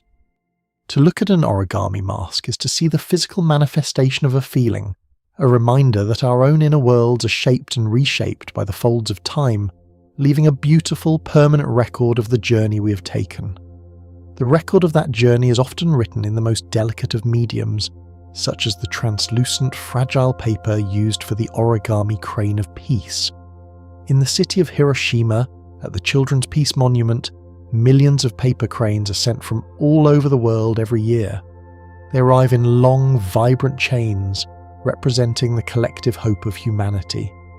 But these are not just decorations, they are a physical manifestation of a story. The story of Sadako Sasaki, a young girl who attempted to fold 1,000 cranes while battling the effects of radiation, has become a universal symbol of resilience. Each crane represents a moment of prayer, a small act of defiance against despair. When you see thousands of these birds clustered together, they lose their individual identity and become a single, shimmering cloud of colour. It is a powerful lesson in the strength of small actions. A single fold may seem insignificant, but when multiplied by 1,000 and then by 1,000,000, it becomes a force that can move the heart of the world, offering a quiet, paper-thin bridge across the divisions of history. This bridge of peace eventually leads back to the very beginning, to the quiet, unblemished square of paper where the journey began. But now, we can see that the square is never truly empty. It is filled with the potential for stars, for medical miracles, for spacefaring flowers, and for the quiet restoration of the human spirit. In the world of minimalist origami, artists challenged themselves to create the most recognizable forms with the fewest number of folds. Sometimes just 2 or 3 creases are enough to suggest a soaring bird, a resting cat, or a mountain peak. This less is more philosophy teaches us to look for the essence of things, to find the beauty in the most basic configurations of the world. It is a state of mind as much as a craft. It asks us to simplify, to breathe, and to find contentment in the simple, elegant lines of our existence. As we reach the end of this particular segment of the fold, the paper is resting once again. The creases are quiet, and the room is filled with a profound, unshakable peace, leaving the door softly open for the next discovery in the silent world of the fold. Stepping through that softly open door into the minimalist world, we find that the most profound emptiness we know, the vast silent void of interplanetary space, relies on these very same minimalist principles to safely deliver our greatest scientific ambitions. In the late 1990s, a spacecraft approached the dusty red atmosphere of Mars. It was carrying the Pathfinder rover, a delicate, fragile instrument falling toward a harsh, rocky surface at thousands of miles an hour. To survive the impact, NASA engineers did not use heavy metal shock absorbers. They enclosed the rover in a massive geometric cocoon of airbags. But these synthetic fabrics were so large and bulky that fitting them into the narrow cone of the spacecraft seemed physically impossible. The solution was found in the ancient mathematics of the fold. Engineers used a complex origami-inspired collapsing pattern to meticulously pack the deflated airbags, ensuring that not a single layer would pinch or tear in the cold vacuum of space. When the spacecraft neared the ground, the folds expanded in an explosive, perfect bloom, creating a protective, bouncing sphere that skipped safely across the alien landscape. A technique born from a simple square of paper resting on a wooden desk became the very mechanism that allowed human curiosity to gently touch down upon another world. To capture the metallic gleam and the intricate mechanics of such distant rovers in their own earthly art, modern folders had to invent a completely new material, blending the softness of the earth with the rigidity of the forge. This material is known quietly in the folding community as tissue foil. Artisans take a micro-thin sheet of kitchen aluminum foil, the kind that holds the memory of every single bend, and they meticulously glue it between 2 delicate translucent layers of coloured tissue paper. The result is a hybrid canvas that behaves like magic. Traditional paper has a natural spring. It wants to gently unfold and return to a flat, relaxed state. But tissue foil yields completely to the artist's will. It allows for the creation of impossibly thin, curved insect legs, or the sharp, heavy plating of an armoured shell, and it holds those microscopic details forever, without the need for a single drop of glue to keep them closed. The foil remembers the pressure of the fingers, while the tissue provides the organic, matte texture of life. It is a stunning fusion, a material engineered to perfectly capture the tension between the harshness of metal and the delicate, breathing beauty of the natural world. This deep, quiet contemplation of material and form is not limited to the East. It found a profound philosophical echo in the sun-baked plains of early 20th century Spain. The celebrated Spanish philosopher Miguel de Unamuno was known for his intense, heavy treatises on existence and mortality. Yet, his greatest personal joy, his quietest refuge, was the folding of traditional paper birds, known as pajaritas. He folded them constantly, in sunlit cafes, during university lectures, and in the quiet, solitary hours of the night. But he did not see them merely as toys. He elevated this simple act into a mock-serious, deeply poetic science he called cucutology, writing entire essays detailing the anatomy, the evolution, and the soul of the paper bird. Unamuno believed that the pajarita, born from a flat, lifeless plane into a creature of 3-dimensional geometry, was the ultimate metaphor for human existence. We too are folded into being by the unseen forces of the universe, shaped by the creases of our experiences. To look at one of his small, perfectly folded paper birds resting on a wooden table is to see a great thinker's playful, poignant attempt to understand the very nature of form and the fleeting beauty of life. As you ponder the shape of that small paper bird, you can allow your own form to simply rest, perfectly supported exactly where you are. The heavy, complicated thoughts of the day have folded themselves away, tucked neatly out of sight. The body grows warmer, heavier, sinking comfortably into the mattress. Your breathing is a slow, steady tide, naturally finding its own peaceful rhythm without any conscious guidance from you. You're exactly where you need to be. From the philosophical solitude of a single paper bird, we can zoom outward to a scale of infinite, breathtaking repetition. In the world of modular origami, mathematicians construct physical models of fractals, shapes that are self-similar across every scale. The most famous of these is the Menga sponge. Imagine a solid cube. Now imagine punching a square hole straight through the centre of every face, leaving a grid. Then you punch smaller holes through the remaining solid pieces, and you repeat this process again and again into infinity. To build this impossible shape in the physical world, folders use tens of thousands of identical paper business cards, weaving them together using friction alone, without a drop of adhesive.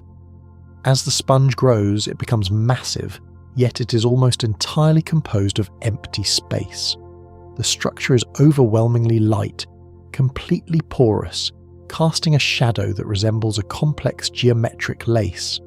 You can peer through the infinite tunnels created by the holes, seeing the light fragment into 1,000 tiny stars.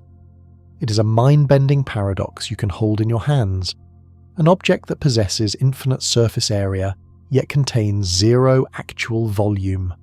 It teaches us that true complexity often arises not from adding more material to the world, but from the elegant systematic removal of it. The systematic removal of material brings us to a beautiful, divergent path in the river of paper arts, a place where a single, tiny cut changes the rules of the universe. This is the realm of kirigami, a combination of the Japanese words for cut and paper. While pure origami strictly forbids the use of scissors, kirigami embraces the blade to create the stunning, sudden magic of the pop-up book. The mechanics of a pop-up are a masterclass in tension and angles. An artist calculates precisely where to slice and crease the paper, so that when a flat page is open to exactly 90 degrees, the hidden tension is released, pulling a towering paper castle, a sailing ship, or a blossoming tree perfectly upright into the air. It is an architecture that only exists in the transition between closed and open. When the book is shut, the castle collapses back into a two-dimensional secret, hidden entirely in the darkness between the pages. It is a beautiful metaphor for potential energy.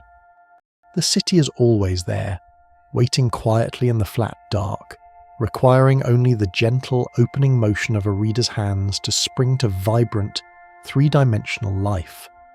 That hidden, densely packed architecture waiting in the dark is perfectly mirrored in the very organ you're using to visualize these words right now. The human brain, specifically the cerebral cortex, is a masterpiece of biological folding. If you were to take the outer layer of the brain and smooth it out perfectly flat, it would cover the size of a large newspaper page.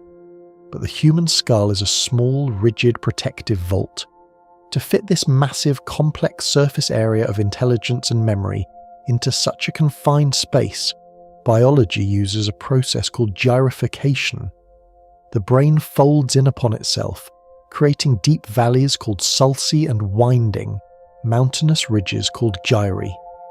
This intricate organic origami allows billions of extra neurons to be packed into the skull, vastly increasing our cognitive power and our ability to process the rich, beautiful sensory details of the world. Every thought you have, every memory you cherish, and every dream that will visit you tonight relies entirely on the fact that your consciousness is housed within a beautifully, tightly folded sheet, proving that the crease is truly the foundation of human awareness. Let that folded surface rest now. You do not need to process any more demands or solve any more puzzles. The mind can soften its grip, letting the waves of sound wash over it like warm water over a smooth stone. Your chest rises and falls with effortless grace. You're floating on a calm, quiet current, safe, secure, and completely at peace in the quiet dark of the room.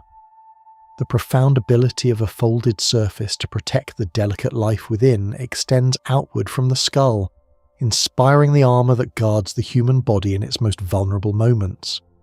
In the high-stakes world of emergency response, law enforcement officers often need a ballistic shield, a barrier capable of stopping the heavy, blunt force of a projectile. Traditional metal shields are incredibly heavy and cumbersome to carry. Inspired by the natural resilience of the fold, engineers developed an origami-based bulletproof shield made from multiple layers of Kevlar. Using a specific interlocking crease pattern known as the Yoshimura grid, the exact same geometric pattern that forms when a dry autumn leaf is naturally crushed, this massive curved barrier can be folded completely flat. It is small enough to be stored quietly and easily in the trunk of a car. But in a moment of sudden need, a single pull causes the entire structure to expand in seconds, locking into a rigid, freestanding arc of protection. The sharp angles of the origami creases act as structural ribs, deflecting force and dispersing the kinetic energy of an impact harmlessly across the fabric. It is the ultimate expression of the fold as a guardian, a quiet geometry waiting patiently to offer safety in the storm. The physics of dispersing that violent kinetic energy can be observed in an action we perform almost every day without a second thought: the simple crushing of a failed idea. When you take a piece of paper, crumple it into a tight ball and toss it toward a basket, you might think you have entirely destroyed its structure. But physicists who study the mathematics of crumpling have discovered something astonishing. A crumpled paper ball is comprised of up to 90% empty space, yet if you try to compress it further, it pushes back with an incredible, exponential resistance. The chaos of the crumple naturally forms a network of sharp, crescent-like ridges known as D-cones. These ridges act like tiny, interconnected arches and suspension bridges, structurally reinforcing the empty space beneath them. The paper has not been ruined. It has spontaneously engineered itself into a highly efficient, load-bearing structure. It is a beautiful, comforting truth hidden in the trash can. Even in a state of absolute chaos and perceived failure, the material finds a way to organize itself, creating strength out of collapse and building a resilient protective geometry out of a simple accident. Sometimes the destruction of the paper is not an accident, but a profound, intentional act of reverence and memory. In many ancient Asian traditions, particularly during the Qingming festival or at quiet, solemn funerals, the folding of paper takes on a deeply spiritual, ephemeral purpose. Families gather to intricately fold joss paper, also known as spirit money. But they do not stop at gold ingots. Artisans craft astonishingly detailed, life-sized paper houses, luxury cars, fine clothing, and delicate musical instruments. These masterpieces of folding are never meant to be kept on a shelf or preserved behind glass. They are carried into a courtyard, placed gently in a bronze basin, and set on fire. The smell of the incense mixes with the heat of the fire, and the delicate rustle of the paper is heard just before it is given back to the elements. As the flames consume the paper, turning the intricate creases into glowing ash, the smoke rises directly up into the night sky. It is believed that through the transformative power of the fire, the folded objects are transported into the spirit realm, providing comfort, wealth, and warmth to beloved ancestors. The folding is an act of deep love and meticulous care, but its true beauty lies in its release. It teaches the heart that some things are crafted not to be hoarded in the physical world, but to be gently let go, transforming from earthly geometry into ascending, weightless memory. From the dark, ascending smoke of the courtyard, we return to the quiet, enclosed space of a room, where paper transforms not into fire, but into light itself. In traditional Japanese architecture, the boundary between the wildness of the natural world outside and the peaceful sanctuary inside is often defined by a shoji screen. These sliding doors consist of a lightweight wooden lattice, over which a single, taut sheet of translucent washi paper is stretched. While it is not a complex three-dimensional fold, it is the ultimate expression of paper's ability to manipulate the environment. When the harsh, blinding glare of the afternoon sun strikes the shoji screen, the microscopic tangled fibres of the mulberry wood catch the rays. Instead of blocking the light, the paper scatters it perfectly in every direction. The harsh sunlight is diffused into a soft, glowing, shadowless luminescence that fills the entire room with a calm, warm ambience. Furthermore, the porous nature of the paper acts as an acoustic dampener, absorbing the sharp, high-frequency noises of the outside world and leaving behind only a hushed, insulated quiet. It is a masterpiece of environmental design, proving that a simple, uncreased sheet of natural paper can hold the boundary between chaos and peace, filtering out the harshness of the world and pulling only the softest light and the quietest sounds into the space where you rest. And as that soft, diffused light continues to pool quietly on the wooden floor, illuminating the dust motes dancing in the air, we can see how the very surface of the paper begins to tell its own deep, microscopic story, inviting us to look even closer at the fibres that bind it all together. If you were to take that soft, diffused light and focus it through the powerful lens of a microscope, peering deeply into the very surface of the paper, you would not see a solid, continuous wall. Instead, you would behold a breathtaking, tangled wilderness. Paper, at its most fundamental level, is a woven landscape of microscopic cellulose fibres, typically stripped from the pale inner bark of trees or the sturdy stalks of ancient shrubs. These individual fibres are not solid threads. They're incredibly tiny, hollow tubes, resembling a chaotic, scattered forest of microscopic bamboo. When you press a sharp crease into a sheet of paper, you're not actually breaking the material. You're gently, permanently bending these hollow microscopic tubes. The air inside them compresses, and the fibres lock into a new, overlapping embrace. It is a stunning realization that a piece of paper is mostly comprised of empty space. It is this very emptiness, this hidden network of air trapped between the wood fibres, that gives the paper its remarkable flexibility, its lightweight grace, and its willing ability to hold the shape of whatever dream you choose to fold into it. To create this perfect, airy suspension of fibres, traditional Japanese paper makers rely on a quiet miracle of botany. If you were to simply mix beaten wood pulp into a vat of pure water, the microscopic tubes would immediately clump together, sinking into heavy, unusable masses. To solve this, the artisans harvest the roots of a delicate plant called the sunset hibiscus, known in Japanese as Tororo Aoi. They crush these roots in the freezing depths of winter to extract a thick, clear and incredibly viscous liquid called neri. When this clear nectar is stirred into the icy vat, it changes the very nature of the water. The fluid becomes slow, heavy, and perfectly balanced. The individual wood fibres are suddenly suspended in the thick liquid, floating evenly apart from one another like a galaxy of tiny stars held perfectly still in the night sky. When the paper maker dips their bamboo screen into the vat and gently rocks it back and forth, the neri ensures that the fibres settle into a flawless, perfectly uniform sheet, a masterpiece of natural chemistry that happens long before the first fold is ever made. Just as those delicate, microscopic fibres find their perfect, floating balance in the cool water, you too can find a profound, effortless balance in this moment.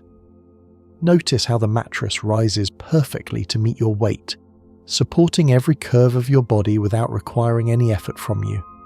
The breath naturally finds its own steady, viscous rhythm, slowing down, settling deeply, and anchoring you comfortably in the quiet space of the room. The mind can simply drift, suspended in the gentle current of these thoughts. Once that perfectly balanced sheet is dried and trimmed into a flawless geometric square, it becomes a canvas for a different kind of magic, a calculator made of pure tactile geometry. For decades, mathematicians wondered how to fold a piece of paper into perfect, mathematically exact thirds without the use of a ruler or a measuring tape. The human eye is easily fooled, and a guess is never perfect. The elegant solution was discovered by a Japanese biologist named Kazuo Haga, yielding a set of rules now known as Haga's theorems.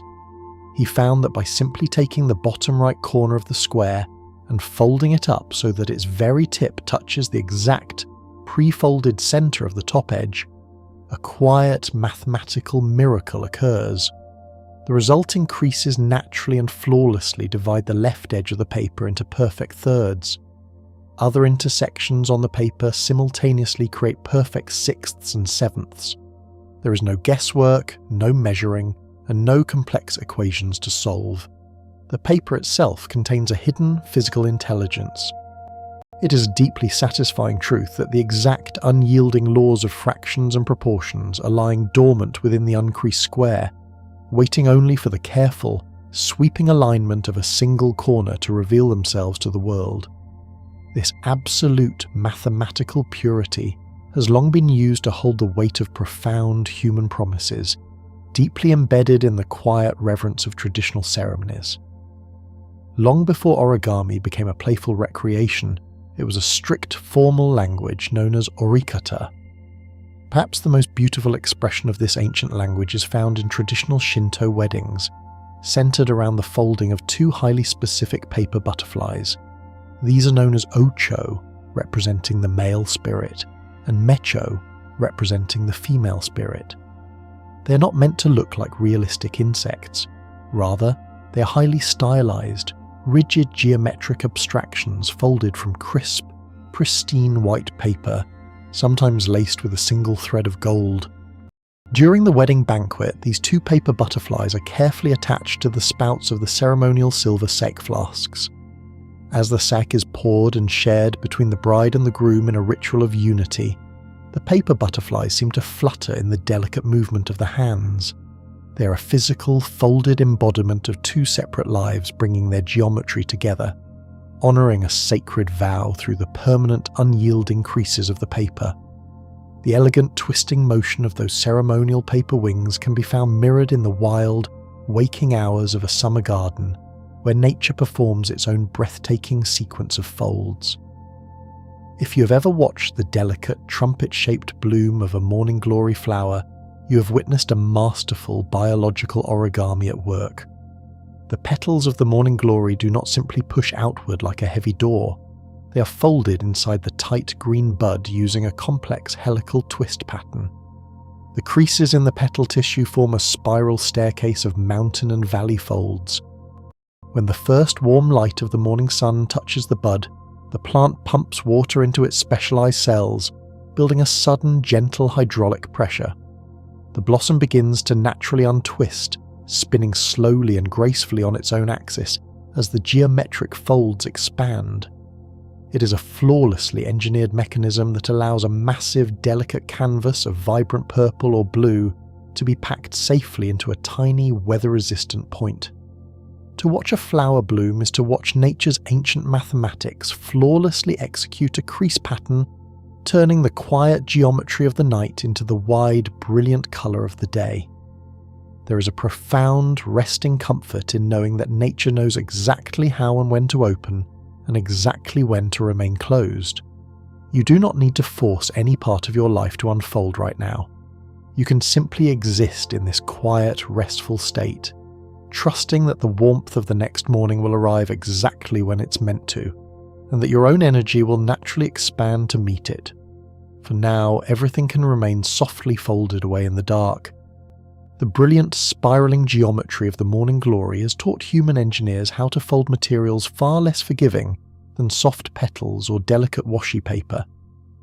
In the heavy, echoing halls of modern manufacturing, a technique known as industrial origami has completely revolutionized the way we build with thick steel and aluminum. Traditionally, if you wanted to create a complex three-dimensional shape out of heavy metal, you had to cut the pieces apart and slowly, painstakingly weld them back together with blinding heat and molten wire. But engineers discovered that if they use a highly focused laser to score a precise, dashed line of tiny perforations into a thick metal plate, they alter the structural integrity of the metal just enough to mimic the grain of a piece of paper. Massive, quiet hydraulic presses can then slowly apply pressure along that laser-cut line, coaxing the unyielding steel to bend and fold perfectly upon itself without breaking and without the need for a single weld.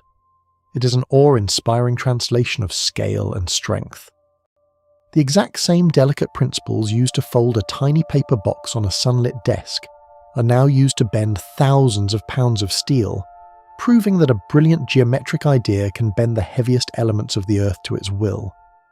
The immense force required to fold a heavy plate of steel by human hands is merely a fleeting whisper compared to the grand, incredibly slow origami practiced by the earth itself. If you were to fly over a vast, sweeping mountain range like the Appalachians or the Himalayas, looking down from the quiet altitude of the clouds, you would see the very skin of the planet wrinkled and creased. In the language of geology, these are literally called fold mountains. Millions of years ago, as the massive tectonic plates of the Earth's crust drifted across the globe, they eventually, inevitably collided. When these colossal, unimaginably heavy continents pushed against one another, the layers of solid rock did not simply shatter. Over deep geological time, the rock behaved plastically, bending and folding just like the pages of a thick book being pushed together from the edges. The upward arching folds are known as anticlines, acting as the majestic mountain peaks, while the downward sinking folds are synclines, forming the deep, shadowed valleys. To trace the sweeping curve of a mountain face is to run your hand along a crease pressed into the earth over millions of years, an eternal origami crafted by the slow, magnificent breathing of the world. From the grand, sweeping architecture of the mountains, the principle of the fold can instantly shrink back down to save a single human life in the most delicate and confined of spaces. In the pristine, highly focused world of modern medicine, surgeons are increasingly turning to a field known as origami-inspired micro-robotics. When operating deep within the human body, traditional surgical tools that rely on tiny metal pins, hinges and gears are often too bulky, and their moving parts can cause friction or be difficult to completely sterilize. To solve this, biomedical engineers have designed microscopic surgical graspers and forceps crafted from a single, continuous piece of specialized, flexible material. There are no separate parts, no screws, and no hinges. Instead, the tool is scored with a complex origami crease pattern. By simply pulling on a microscopic cable running through the center of the tool, the flat pattern instantly folds itself into a functional three-dimensional jaw, capable of delicately holding a blood vessel or safely removing a tiny tissue sample. Because the entire motion relies on the bending of the material rather than the grinding of gears, the movement is perfectly smooth, infinitely reliable, and astonishingly gentle. The fold becomes a seamless extension of the surgeon's own hand, safely navigating the hidden rivers of the body. The same geometric stiffness that allows a tiny tool to operate safely within the body also allows folded paper to completely fill a room with the sweeping, emotional sound of a symphony. If you were to carefully remove the protective mesh grille from a high-fidelity audio speaker, you would likely find a wide, sloping cone made not from plastic or metal, but from specialized, highly pressed paper. To produce deep, rich sound, a speaker must physically move a massive amount of air back and forth with incredible speed and absolute precision. A flat piece of paper would wildly bend and distort under that pressure, destroying the music.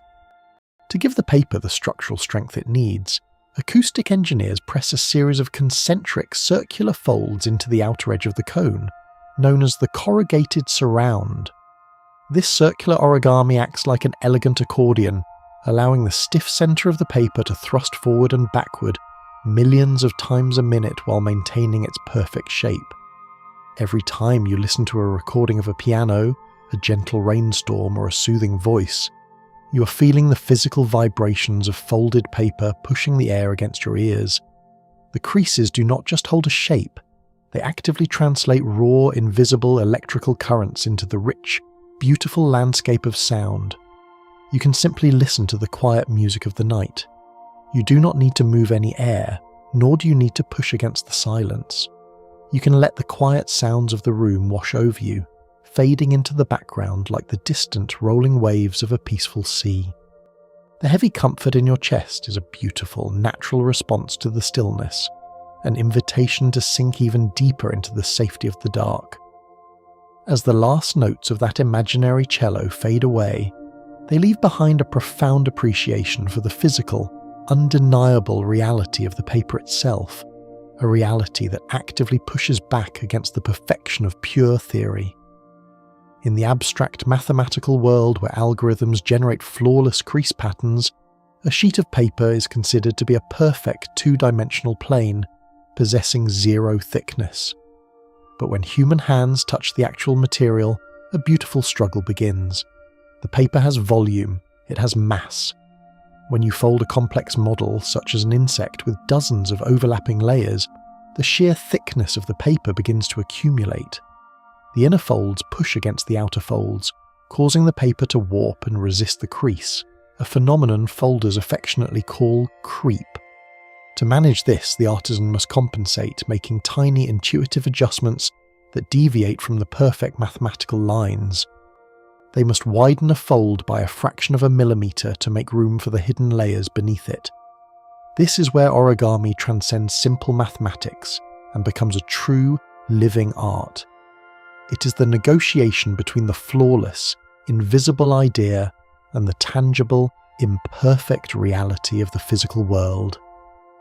The artisan does not fight the thickness of the paper, they embrace it, using the volume to breathe a rounded organic life into the sharp angles, reminding us that true beauty is never found in absolute perfection, but in the gentle, careful handling of the things we can actually touch. This tactile struggle with thick, stubborn materials, the quiet negotiation between the hand and the surface, stretches far back into the very origins of recorded human history. Long before the invention of delicate wood pulp paper, the written word was preserved on parchment and vellum, heavy canvases made from carefully prepared animal skin. If you were an artisan in a medieval monastery, tasked with binding a new manuscript, your canvas was stiff, thick, and highly resistant to bending. To create the pages of a book, you could not simply press a gentle, airy crease. You had to forcefully fold the heavy vellum in half, and then in half again, using a smooth tool made of bone to permanently break the resistance of the material. This folded bundle of pages was known as a quire, or a signature. By stacking and sewing these folded quires together, the ancients accomplished a monumental leap in human engineering. They moved the world away from the long, continuous, unwieldy scroll and invented the modern book known as the codex. The codex allowed a reader to instantly jump to any point in a text, simply by parting the folds. Every ancient illuminated manuscript resting in a museum today is, at its structural core, a heavy, masterful piece of origami, holding the weight of centuries within its rigid creases. Hidden along the very edges of those folded, bound pages lies an almost magical artistic secret that relies entirely on a subtle shift in geometry. In the 17th century, a mesmerizing art form known as four-edge painting reached its zenith. If you were to look at a closed book from this era, the outer edge of the pages, the foredge, would appear simply as a solid block of shimmering, polished gold leaf.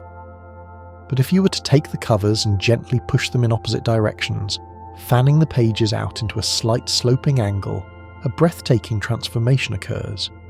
A hidden watercolour landscape, perhaps a vivid painting of an English countryside or an ancient cathedral, suddenly materialises across the microscopic slivers of the exposed paper. The artist paints not on the flat surface of the page, but on the infinitesimal margin created when the book is uniquely flexed. When the tension is released and the book snaps shut, the folds realign perfectly. The gold leaf forms a solid wall once more, and the painting completely vanishes into the dark. It is a masterpiece of hidden perspective, proving that a fold can not only create a shape, but it can act as a quiet, protective vault for a secret world. This desire to press permanent, repeating patterns into the materials of our lives predates even the bound book, finding its roots in the sun-drenched sands of antiquity.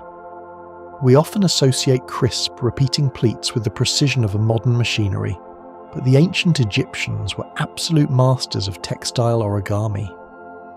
In the dry, quiet tombs of the pharaohs, archaeologists have discovered garments made of incredibly fine linen, pressed into hundreds of perfectly parallel knife-edge pleats.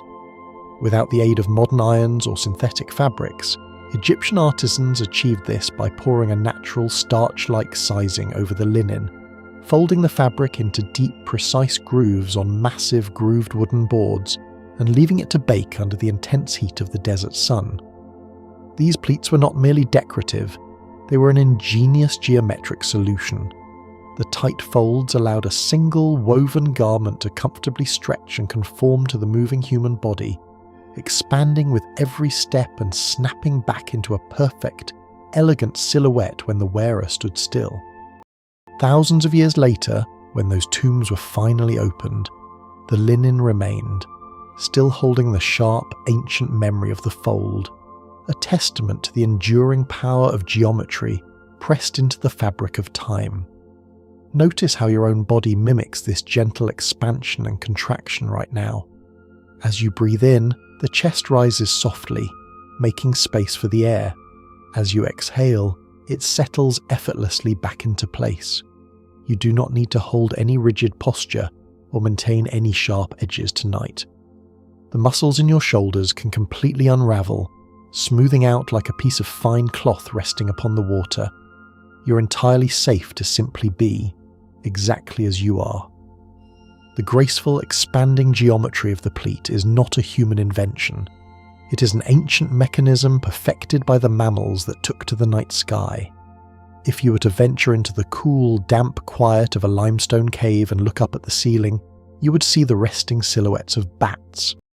Unlike birds, which rely on the overlap of individual stiff feathers to catch the air, a bat's wing is a continuous, unbroken membrane of living skin. This skin is stretched between wildly elongated, specialized finger bones. When the bat comes to rest, hanging quietly in the dark, it faces a profound spatial problem. How to store such a massive, delicate surface area without it becoming tangled or torn? The answer is a flawless biological folding fan. The joints of the bat's fingers are highly evolved to collapse inward along specific, predetermined crease lines. The wing folds up with mathematical precision, pleating the skin neatly against the side of the body, much like an umbrella clicking shut.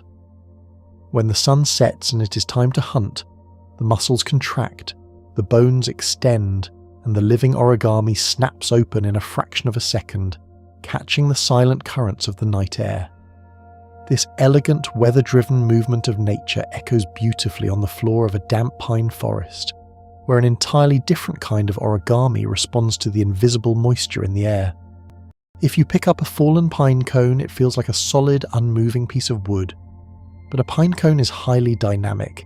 It is an organic machine powered by the sky. The individual scales of the pine cone are constructed from two distinct layers of tissue that possess different hygroscopic properties, meaning they absorb moisture at completely different rates. When a heavy rain falls and the forest floor becomes wet, the cells on the outer layer of the scale swell massively, while the inner cells remain relatively stable. This unequal expansion creates immense structural tension, forcing the scale to fold upward and tightly close, locking the precious seeds away from the damp and the rot. But when the storm passes, the clouds break and the warm sun dries the forest floor, the moisture evaporates from the outer cells. The tension releases, and the scales slowly, almost imperceptibly, fold backward, opening wide to release the wing seeds into the dry breeze. It is a slow, quiet breathing of the wood, an origami driven entirely by the subtle fluctuations of the weather. If we shrink our perspective down from the forest floor to a single, microscopic drop of water hanging from the tip of a pine needle, we discover that nature uses folding not just to move, but to capture the light of the sun itself. Within that droplet lives a vast floating forest of microscopic algae known as diatoms.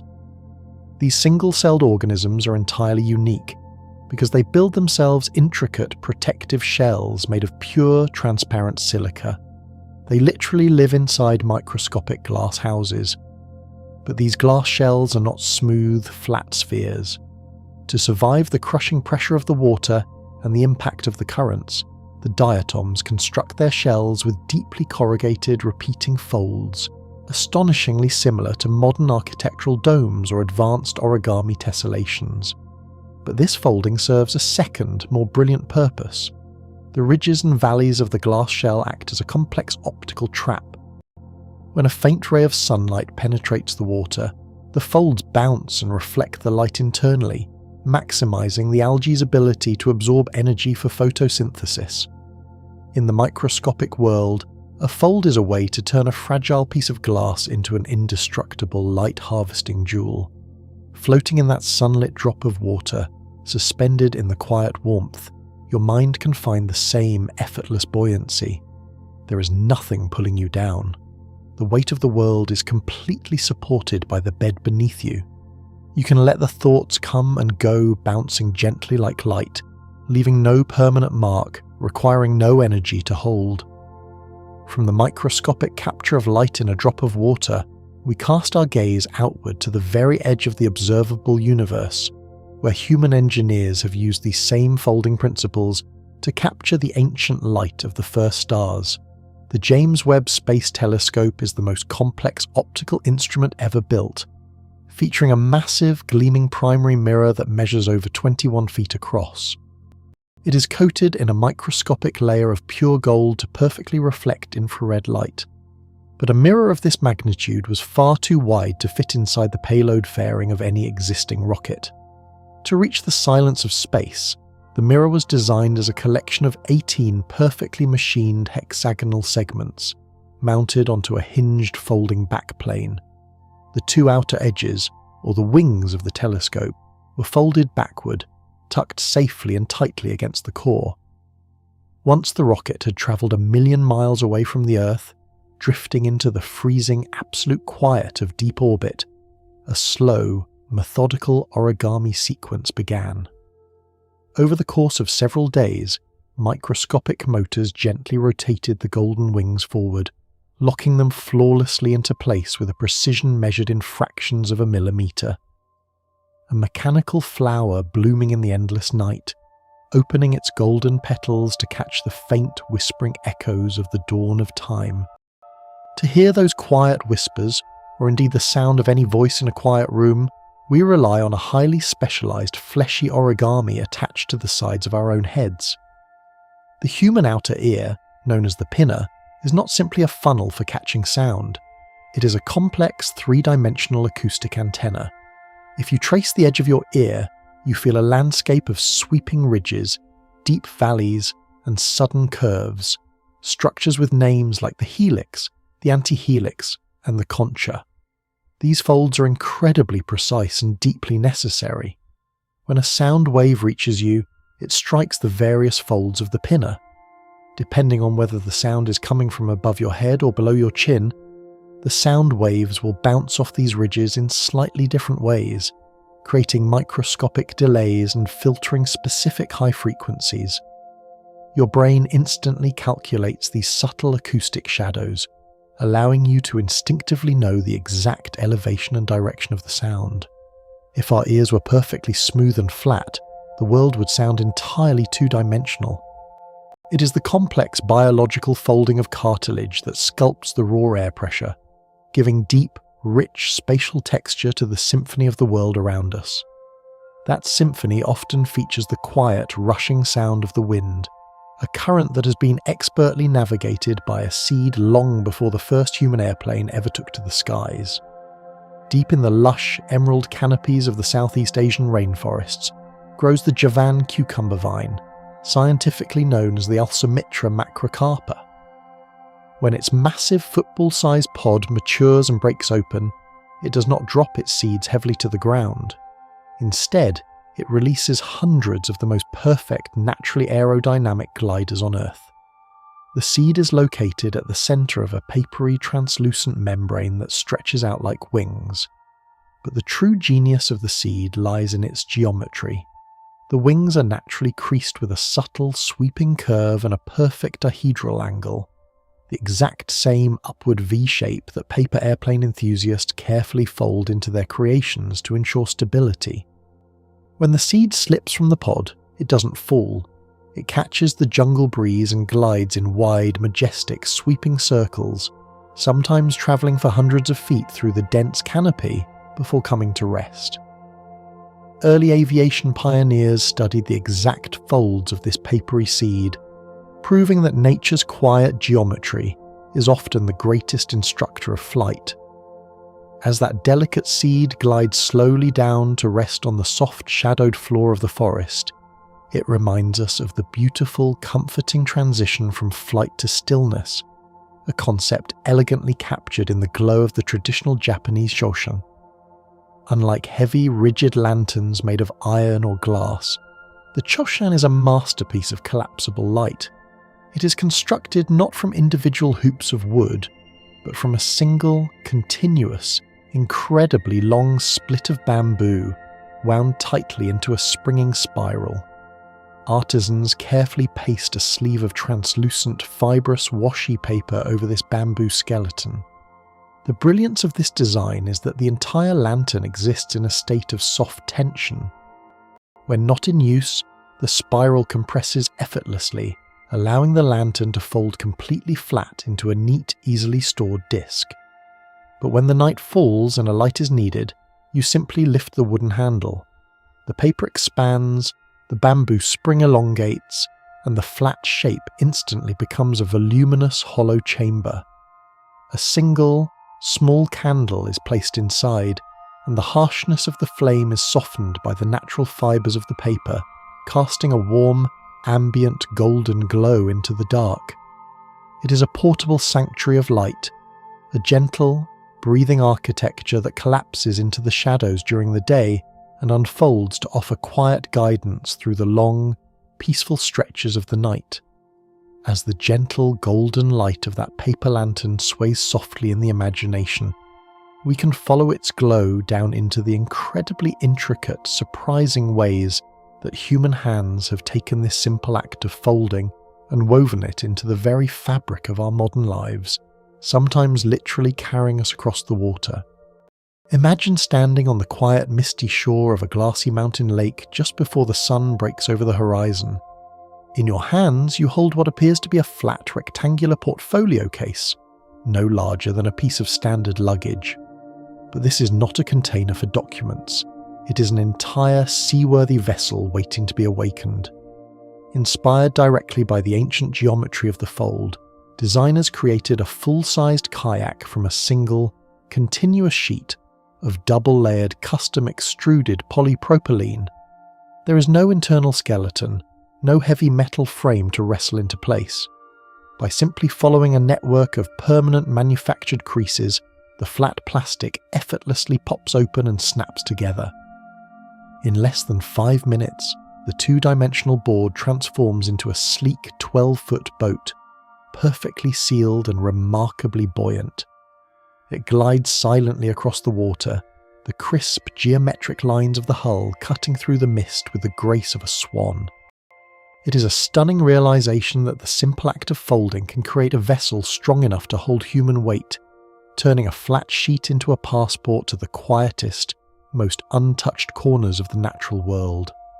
That smooth, gliding journey across the surface of the water mirrors a hidden, perfectly engineered journey that takes place in the sky, concealed beneath the brightly spotted armour of a tiny insect. If you watch a ladybug land on a sunlit leaf, you will notice the swift, sudden closing of its hard red outer shells known as the elytra. But the delicate, transparent wings it uses to fly are actually 4 times larger than the insect's entire body. To fit these massive, fragile wings beneath the small, curved dome of the shell, the ladybug relies on a breathtakingly complex biological origami. The wing does not simply fold in half, it collapses along a precise, intricate network of mountain and valley creases, rolling and tucking itself into a dense, multi-layered package in a fraction of a second. This folding is entirely passive, powered by the natural elastic memory of the wing veins, storing energy much like a coiled spring.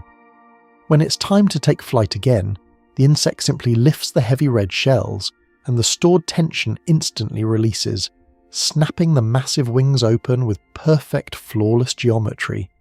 Nature has engineered a self-folding sail so efficient that human aeronautical engineers study its creases to design better parachutes and deployable satellite wings. This concept of an unfolding sail finds its most profound, silent expression far beyond the atmosphere of the Earth, drifting in the vast, unbroken ocean of interplanetary space. In the year 2010, the Japanese Space Agency launched the Icaros mission, deploying the world's first successful solar sail. To capture the faint, microscopic push of photons streaming from the sun, a spacecraft needs an impossibly large, incredibly thin surface area. But you cannot use heavy metal arms or complex jamming motors to unfold something the size of a tennis court in the freezing vacuum of space. Instead, engineers packed the micro-thin polyimide membrane into a tight origami-inspired cylinder around the central hub of the probe. Once it reached deep space, the spacecraft simply began to spin. Through the quiet, invisible power of centrifugal force, the weighted corners of the folded sail slowly, majestically pulled outward. The intricately designed creases yielded perfectly, untangling without a single snag, blooming into a massive silvery kite catching the sunlight. It travels through the cosmos without a single drop of fuel, pushed ever onward by the pure, gentle light of the stars, a testament to the elegant harmony between ancient geometry and the deepest mysteries of the universe. As that vast, silvery sail drifts silently through the dark, you too are drifting safely on your own quiet journey.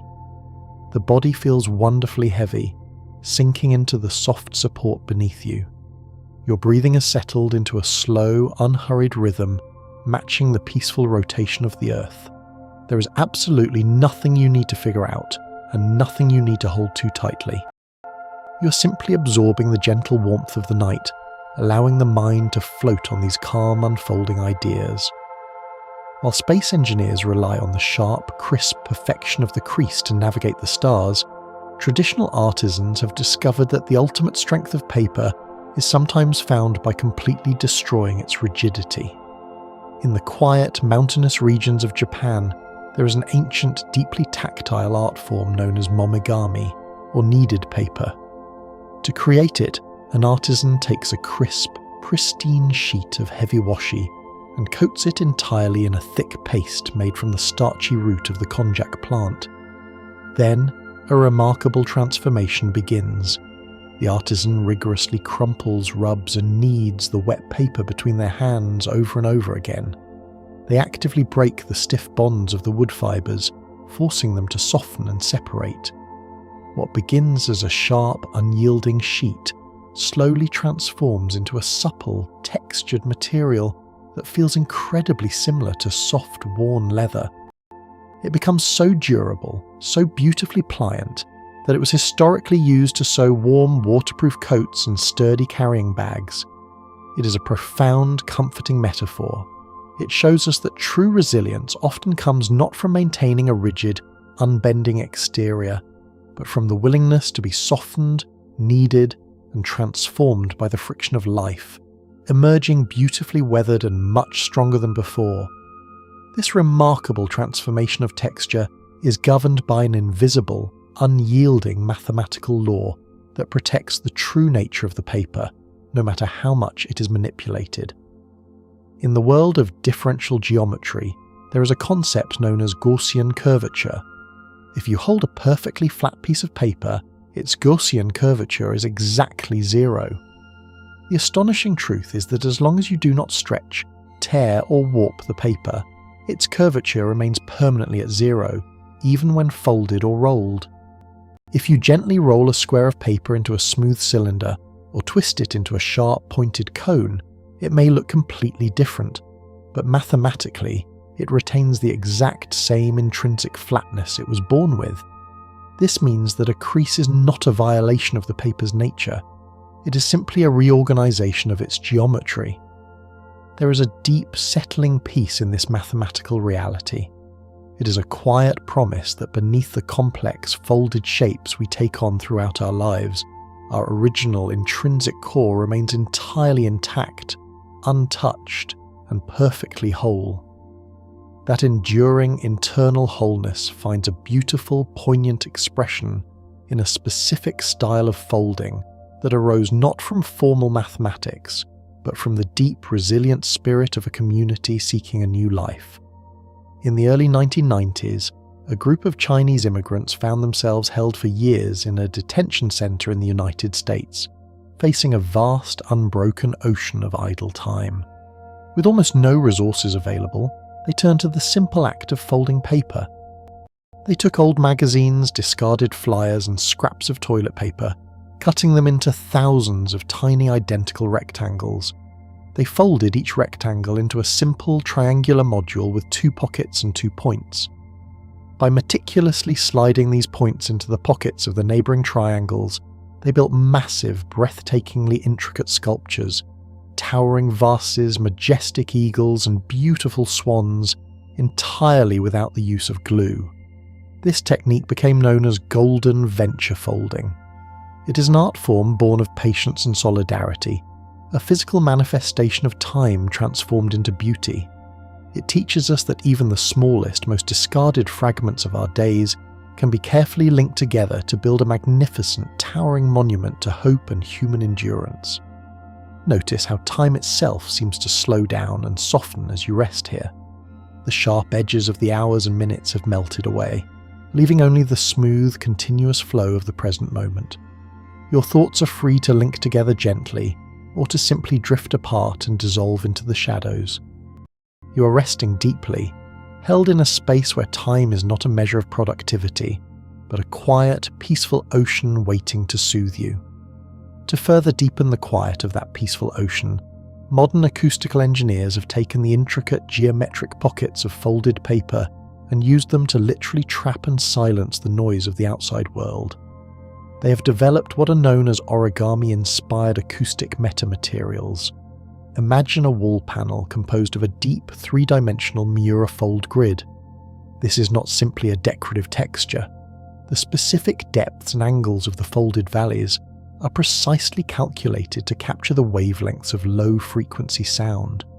The heavy, rumbling hum of traffic, airplane engines, or industrial machinery that traditional foam block insulation struggles to absorb. When these chaotic sound waves enter the geometric pockets of the folded panel, they bounce back and forth against the angled walls, losing their energy to microscopic friction until they completely dissipate into silence. It is a stunning, silent victory of architecture. The folds do not fight the noise, they simply invite the sound inward, guiding it through a quiet labyrinth of geometry until the chaos is entirely absorbed, leaving behind a perfectly still, insulated atmosphere of calm. Out of that perfectly still atmosphere, we can focus our attention on the very smallest wonders of the world, illuminated by an invention that brings the power of a scientific laboratory to the most remote corners of the earth. A brilliant bioengineer named Manu Prakash envisioned a world where anyone, anywhere, could explore the microscopic universe. He and his team invented the foldscope. It is a fully functional, high-powered optical microscope printed on a single flat sheet of synthetic waterproof paper. With a few simple, intuitive folds, the flat card transforms into an elegant handheld scientific instrument. It requires no electricity, no heavy metal gears, and no delicate glass lenses. Instead, it uses a tiny, perfectly spherical sapphire bead suspended in the folds, capable of magnifying a drop of river water or a blade of grass by over 140 times. The entire instrument costs less than $1 to produce. It is a masterpiece of democratized science, proving that the magic of the fold can take the heavy, expensive architecture of discovery and place it lightly, perfectly, into the hands of a curious child standing in a sunlit field halfway across the world. This incredible capacity to pack immense potential into a tiny space is beautifully captured in the mesmerizing kinetic sculptures of Chuck Hoberman. If you have ever watched a small, spiky plastic ball suddenly, smoothly expand into a massive hollow sphere with a gentle pull of your hands, you have witnessed the magic of deployable structures. The Hoberman sphere relies on a complex network of scissor-like hinges that perfectly mimic the radial expansion found in origami geometry. Every single strut and joint moves in absolute synchronized harmony. As the sphere grows, it breathes, expanding its volume to hundreds of times its original size without the structural integrity ever weakening. This kinetic folding principle is not just a fascinating toy, it is actively used to design massive retractable stadium roofs, temporary medical shelters, and dynamic architectural domes that can open to the sky and close against the rain. It is a physical celebration of breath and movement, a structural lung that inhales the empty space and exhales a perfect protecting geometric shelter, moving with the same smooth, effortless rhythm as your own resting chest. And this effortless rhythm of expansion brings us to one of the most magical, transformative moments in all of the natural world, a quiet biological unfolding that happens in the deep shadows of a summer night. After spending years, sometimes over a decade, living in the quiet, dark earth, a cicada nymph emerges and climbs the rough bark of a tree. It anchors itself, and its hard outer shell splits slowly down the back. What emerges is pale, soft, and entirely vulnerable. But the most breathtaking part of this metamorphosis is the wings. They appear as tiny, crumpled, wet bundles of green tissue pressed tightly against the insect's side. Then, a slow, majestic hydraulic process begins. Driven by the steady, tiny heartbeat of the cicada, fluid is pumped through the complex network of veins in the wing. Over the course of an hour, the tight, chaotic crumples slowly, smoothly iron themselves out. The wing extends, elongates, and perfectly aligns its creases, transforming from a damp, opaque mass into a magnificent, perfectly rigid pane of transparent, iridescent stained glass. It is a masterpiece of patience and biological folding. The insect does not rush. It simply allows the slow, steady rhythm of its own heart to unfold the wings it needs to fly, waiting patiently in the dark until the transformation is complete and the new morning arrives. When that new morning finally breaks, the light often reveals the simplest, most profound human echoes of that waiting natural geometry. Long before the invention of the envelope, the people of Japan used a delicate, practical form of origami known as the tato. It was a flat, geometric pouch folded from a single sheet of heavily textured paper. But unlike a modern envelope, which is sealed tight with glue and torn violently open to reveal its contents, the tato is a masterpiece of interlocking folds. It relies purely on the elegant friction of overlapping flaps to stay closed. These small, flat paper purses were historically used to carry the most delicate, easily lost treasures of daily life. A handful of fragrant powdered incense, fine silk sewing threads, or tiny precious seeds waiting out the winter. To fold a tato is to create a geometry of safekeeping. It is a quiet paper vault that breathes, offering a gentle, temporary embrace to the things we wish to protect, and yielding softly when it is time to open and plant those seeds in the warming earth. But if we were to take that simple tato and place its sharpest fold under the immense revealing power of an electron microscope, we would discover a beautiful physical illusion. To the naked human eye, a crease appears as a harsh, perfectly sharp corner, a sudden break in the trajectory of the paper. Yet, in the strict, unbreakable laws of physics, a true 0-degree angle is impossible in a physical material. The cellulose fibres of the wood pulp can never truly occupy the exact same space.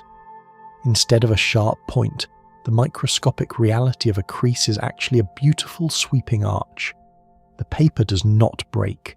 It curves, creating a tiny sweeping suspension bridge of fibres that stretches across the divide. The continuity of the sheet is never truly severed. It is a deeply comforting realization that even in the sharpest turns of our own lives, when everything seems to abruptly change direction, the fundamental structure of who we are does not break. We simply bend, forming a continuous, unbroken arch that seamlessly connects where we have been to where we are going. Your own continuity is perfectly safe here in the quiet of this room. The sudden stops and starts of the daylight hours have dissolved into a smooth, unbroken curve of rest. The mattress supports the heavy, resting weight of your limbs, and your breath flows easily over the arches of your ribs. There is no need to direct your energy. You can simply allow the steady rhythm of the night to carry you forward.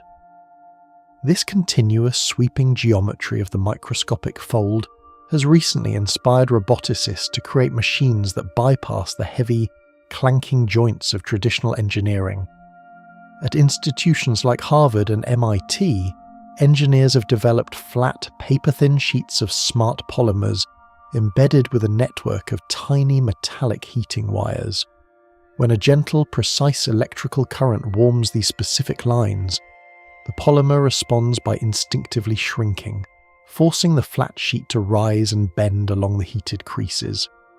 In a matter of seconds, a two-dimensional cutout slowly, autonomously folds itself into a complex three-dimensional walking robot.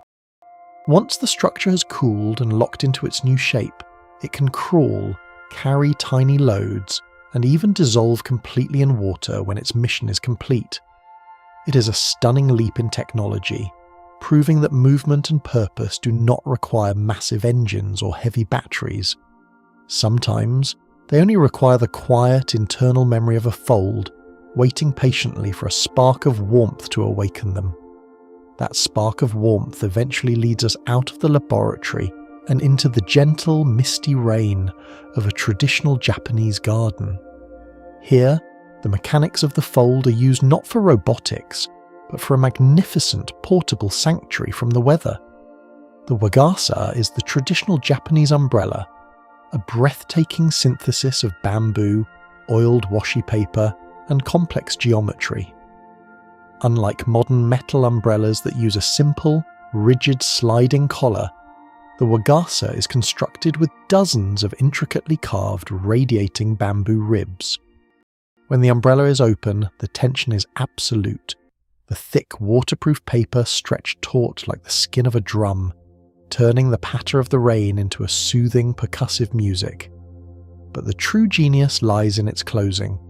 The paper must fold perfectly inward between the wooden ribs without ever pinching or tearing. The artisan must pre-crease the oiled washi with such mathematical precision that the massive canopy collapses down into a perfectly straight, slender, and elegant bamboo rod. It is a dynamic architecture of tension and release, a beautiful reminder that we can carry our shelter with us, opening it to catch the storms and folding it quietly away when the sky finally clears. The precise, protective folding of that oiled paper finds a deep philosophical counterpart in the very garments worn beneath its shelter. In traditional Japanese formal wear, martial artists and Shinto priests often wear the hakama, a wide, flowing trouser that resembles a long skirt. But the hakama is not simply a piece of loose fabric. Its structure is defined by 7 deep, permanent, razor-sharp pleats, 5 resting on the front and 2 on the back. These folds are not an aesthetic accident. They are a physical manifestation of moral geometry. Historically, each pleat represents one of the 7 core virtues of the samurai code of Bushido: courage, compassion, justice, respect, honesty, honor, and loyalty. To press these pleats, To bind them into the fabric so that they hold their shape through the rigorous sweating movement of martial arts is an act of deep intention. The wearer is literally wrapping themselves in the folded architecture of their values. It demonstrates that a crease can hold far more than just physical tension. It can hold the weight of a philosophy, transforming a simple piece of cloth into a constant tactile reminder of how one chooses to walk through the world. While the pleats of the akama proudly display their meaning to the world, other geometries use the fold to hide their secrets entirely out of sight. In the winter of 1939, a British graduate student named Arthur Stone was studying in America. He found that his standard British paper was slightly too wide for his American binder, so he methodically trimmed the edges. Left with a pile of narrow, useless paper strips, he began to fold them idly into a chain of equilateral triangles. Connecting the ends, he created a flat, two-dimensional hexagon. But as he pinched two of the triangles together and pulled the center outward, the flat shape suddenly collapsed and opened up like a blossoming flower, revealing a completely hidden, entirely new face of the paper that had been tucked away on the inside. He had invented the hexaflexagon. It is a mesmerizing, dynamic puzzle, a shape that possesses surfaces you cannot see until you flex its geometry. It completely defies our understanding of a flat plane, proving that a surface can have more than just a front and a back. The flexagon teaches us that the world is rich with hidden layers, and that sometimes a simple shift in our perspective is all it takes to reveal an entirely new, colourful side of reality that was resting quietly just beneath the surface. Just like those hidden layers of paper, there are deep, quiet spaces within your own mind, completely insulated from the noise of the day. You do not need to search for them. As your body rests and your breathing slows, these peaceful layers naturally reveal themselves, unfolding softly in the dark. The tension in your jaw can release, the muscles behind your eyes can smooth out, and the mind can rest in this new, quiet space. This brilliant ability to fold inward and protect what is vital is not just a mathematical curiosity. It is a microscopic survival strategy used by the oldest, most ancient passengers of the wind. If you were to look at a grain of pollen under an electron microscope, you would not see a smooth, simple sphere. You would see a deeply grooved, complex outer wall resembling a tiny, intricate walnut shell. This rigid outer layer, called the exon, protects the delicate genetic material inside from the harsh, drying radiation of the sun as the pollen travels through the air. But to survive the journey without losing all of its moisture, the pollen grain performs an act of biological origami known as harmomegathy. When the air is dry, the deep grooves act like biological hinges, causing the entire grain to fold tightly inward upon itself, sealing its pores completely shut. It becomes a microscopic armoured vault. But the moment it lands on the moist, receptive surface of a flower, the geometry senses the water. The grain instantly unfolds, expanding its volume to release the life-giving material within. It is a stunning, invisible breathing of the plant world, a flawless mechanism of tension and hydration that has kept the forests of the earth blooming for millions of years. The profound structural intelligence of these natural shapes eventually found its way into the brightest, most revolutionary design classrooms of the 20th century. In the 1920s, the legendary Bauhaus School of Art and Architecture in Germany sought to strip away the excessive heavy ornamentation of the past and discover the true underlying nature of materials. The pioneering artist and teacher Josef Albers instructed his students to sit before a simple, flat sheet of paper. He forbade them from using scissors, glue, or any external fasteners.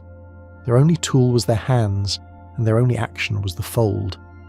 Albers believed that by endlessly creasing and reversing the paper, students would intuitively learn the physics of structural integrity. They discovered how a simple, corrugated pleat could give a flimsy piece of paper the strength to hold the weight of a heavy book. This was not an exercise in creating cute paper animals. It was a profound, foundational study of space, tension, and light. By exploring the limitations of the uncreased plane, the students learned to think in 3 dimensions, using the shadows cast by the folds as a new kind of architectural paint. It was a beautiful, disciplined approach that proved the greatest strength is often found through the simplest of means.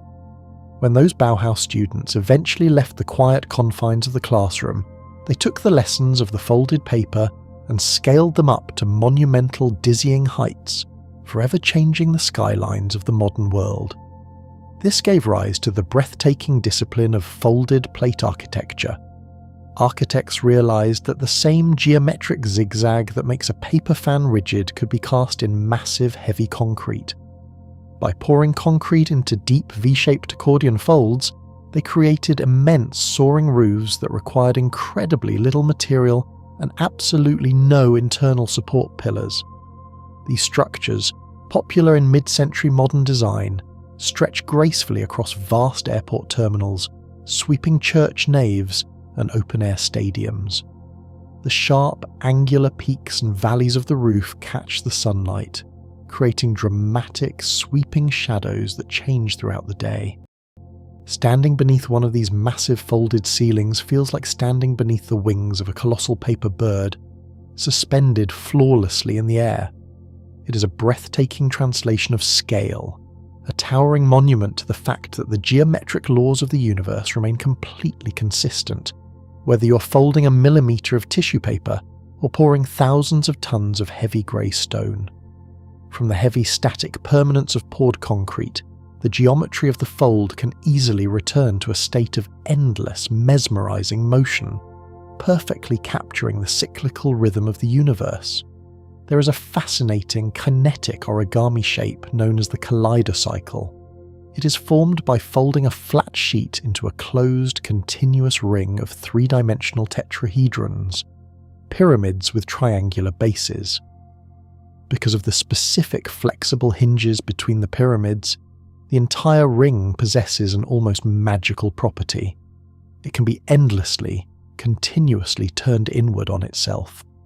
As you rotate the ring through its own centre, the tetrahedrons flip and reveal new surfaces, rolling over and over in a flawless hypnotic loop. It has no beginning and no end. It is a physical manifestation of infinity, a geometric waterfall that flows endlessly into its own source. To watch a kaleidocycle slowly turn is to watch the very nature of time and seasons, the constant yielding of the old to make way for the new, a beautiful, unbroken cycle of rest and renewal. And as that perfect geometric loop continues its slow, silent rotation in your mind, your own breathing matches its steady, continuous pace. The inhale seamlessly becomes the exhale, rising and falling like the quiet waves of the sea. The mind does not need to arrive anywhere tonight. It can simply rest in the gentle turning motion of the present, safely held in the vast, quiet architecture of the night. As the slow, hypnotic rotation of the kaleidocycle settles into a quiet, unmoving stillness, we find ourselves standing before the final and most profound secret of the fold, the geometry of the vacuum.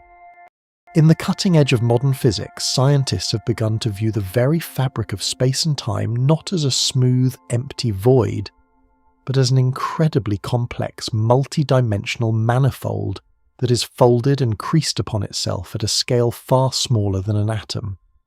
This concept, often explored in string theory, suggests that the universe we perceive as 3-dimensional is actually a single, vast brain or sheet, tucked and pleated with hidden extra dimensions that are curled up into infinitesimal geometric shapes known as Calabi-Yau manifolds. These are the ultimate origami of existence. Every force of nature, every shimmering ray of light, and every beat of your heart is dictated by the specific way these hidden dimensions are folded. If the geometry were different by even a fraction of a degree, the stars would not shine, and the air would not hold its breath.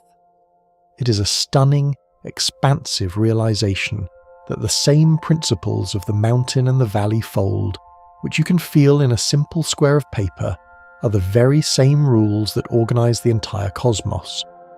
You're not merely a witness to the fold, you are part of it. Your physical presence, your thoughts, and the very atoms of the bed beneath you are all beautiful, temporary expressions of a universal geometry that has been folding and unfolding for billions of years. To rest now is to simply yield to that ancient supporting architecture, allowing the grand design of the universe to hold you in its quiet, eternal embrace. The journey of the 101 Wonders has reached its natural, peaceful conclusion. Like a finished masterpiece of paper resting in the soft light of the moon, the story of the fold is now complete. You have travelled from the microscopic fibres of the winter river to the golden wings of the furthest stars, through the secret languages of warriors and the life-saving geometry of the human heart. And yet, the most beautiful part of this journey is that you do not need to take any of it with you. You're free to let every fact, every image, and every measurement drift away like smoke into the night air.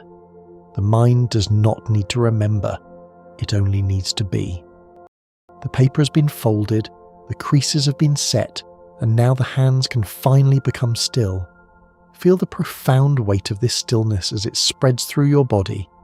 The bed is a soft, vast plane of support, rising to meet you with absolute certainty. Your shoulders are smooth and relaxed. Your hands are open and light. The air in the room is cool and kind, flowing in and out of your lungs with a rhythm as old and as steady as the mountains. There is a deep silver silence settling over the landscape of your thoughts. The colours of the day have faded into a gentle monochromatic rest. You're floating in a sanctuary of pure, unblemished peace, where there are no more edges to align and no more corners to meet. The universe is holding its breath with you, protecting your rest with its infinite invisible folds. Every tension has been smoothed away. Every question has found its answer in the quiet. You are safe, you are held, you are home, and now 101 wonders are resting with you. Sleep now. Good night.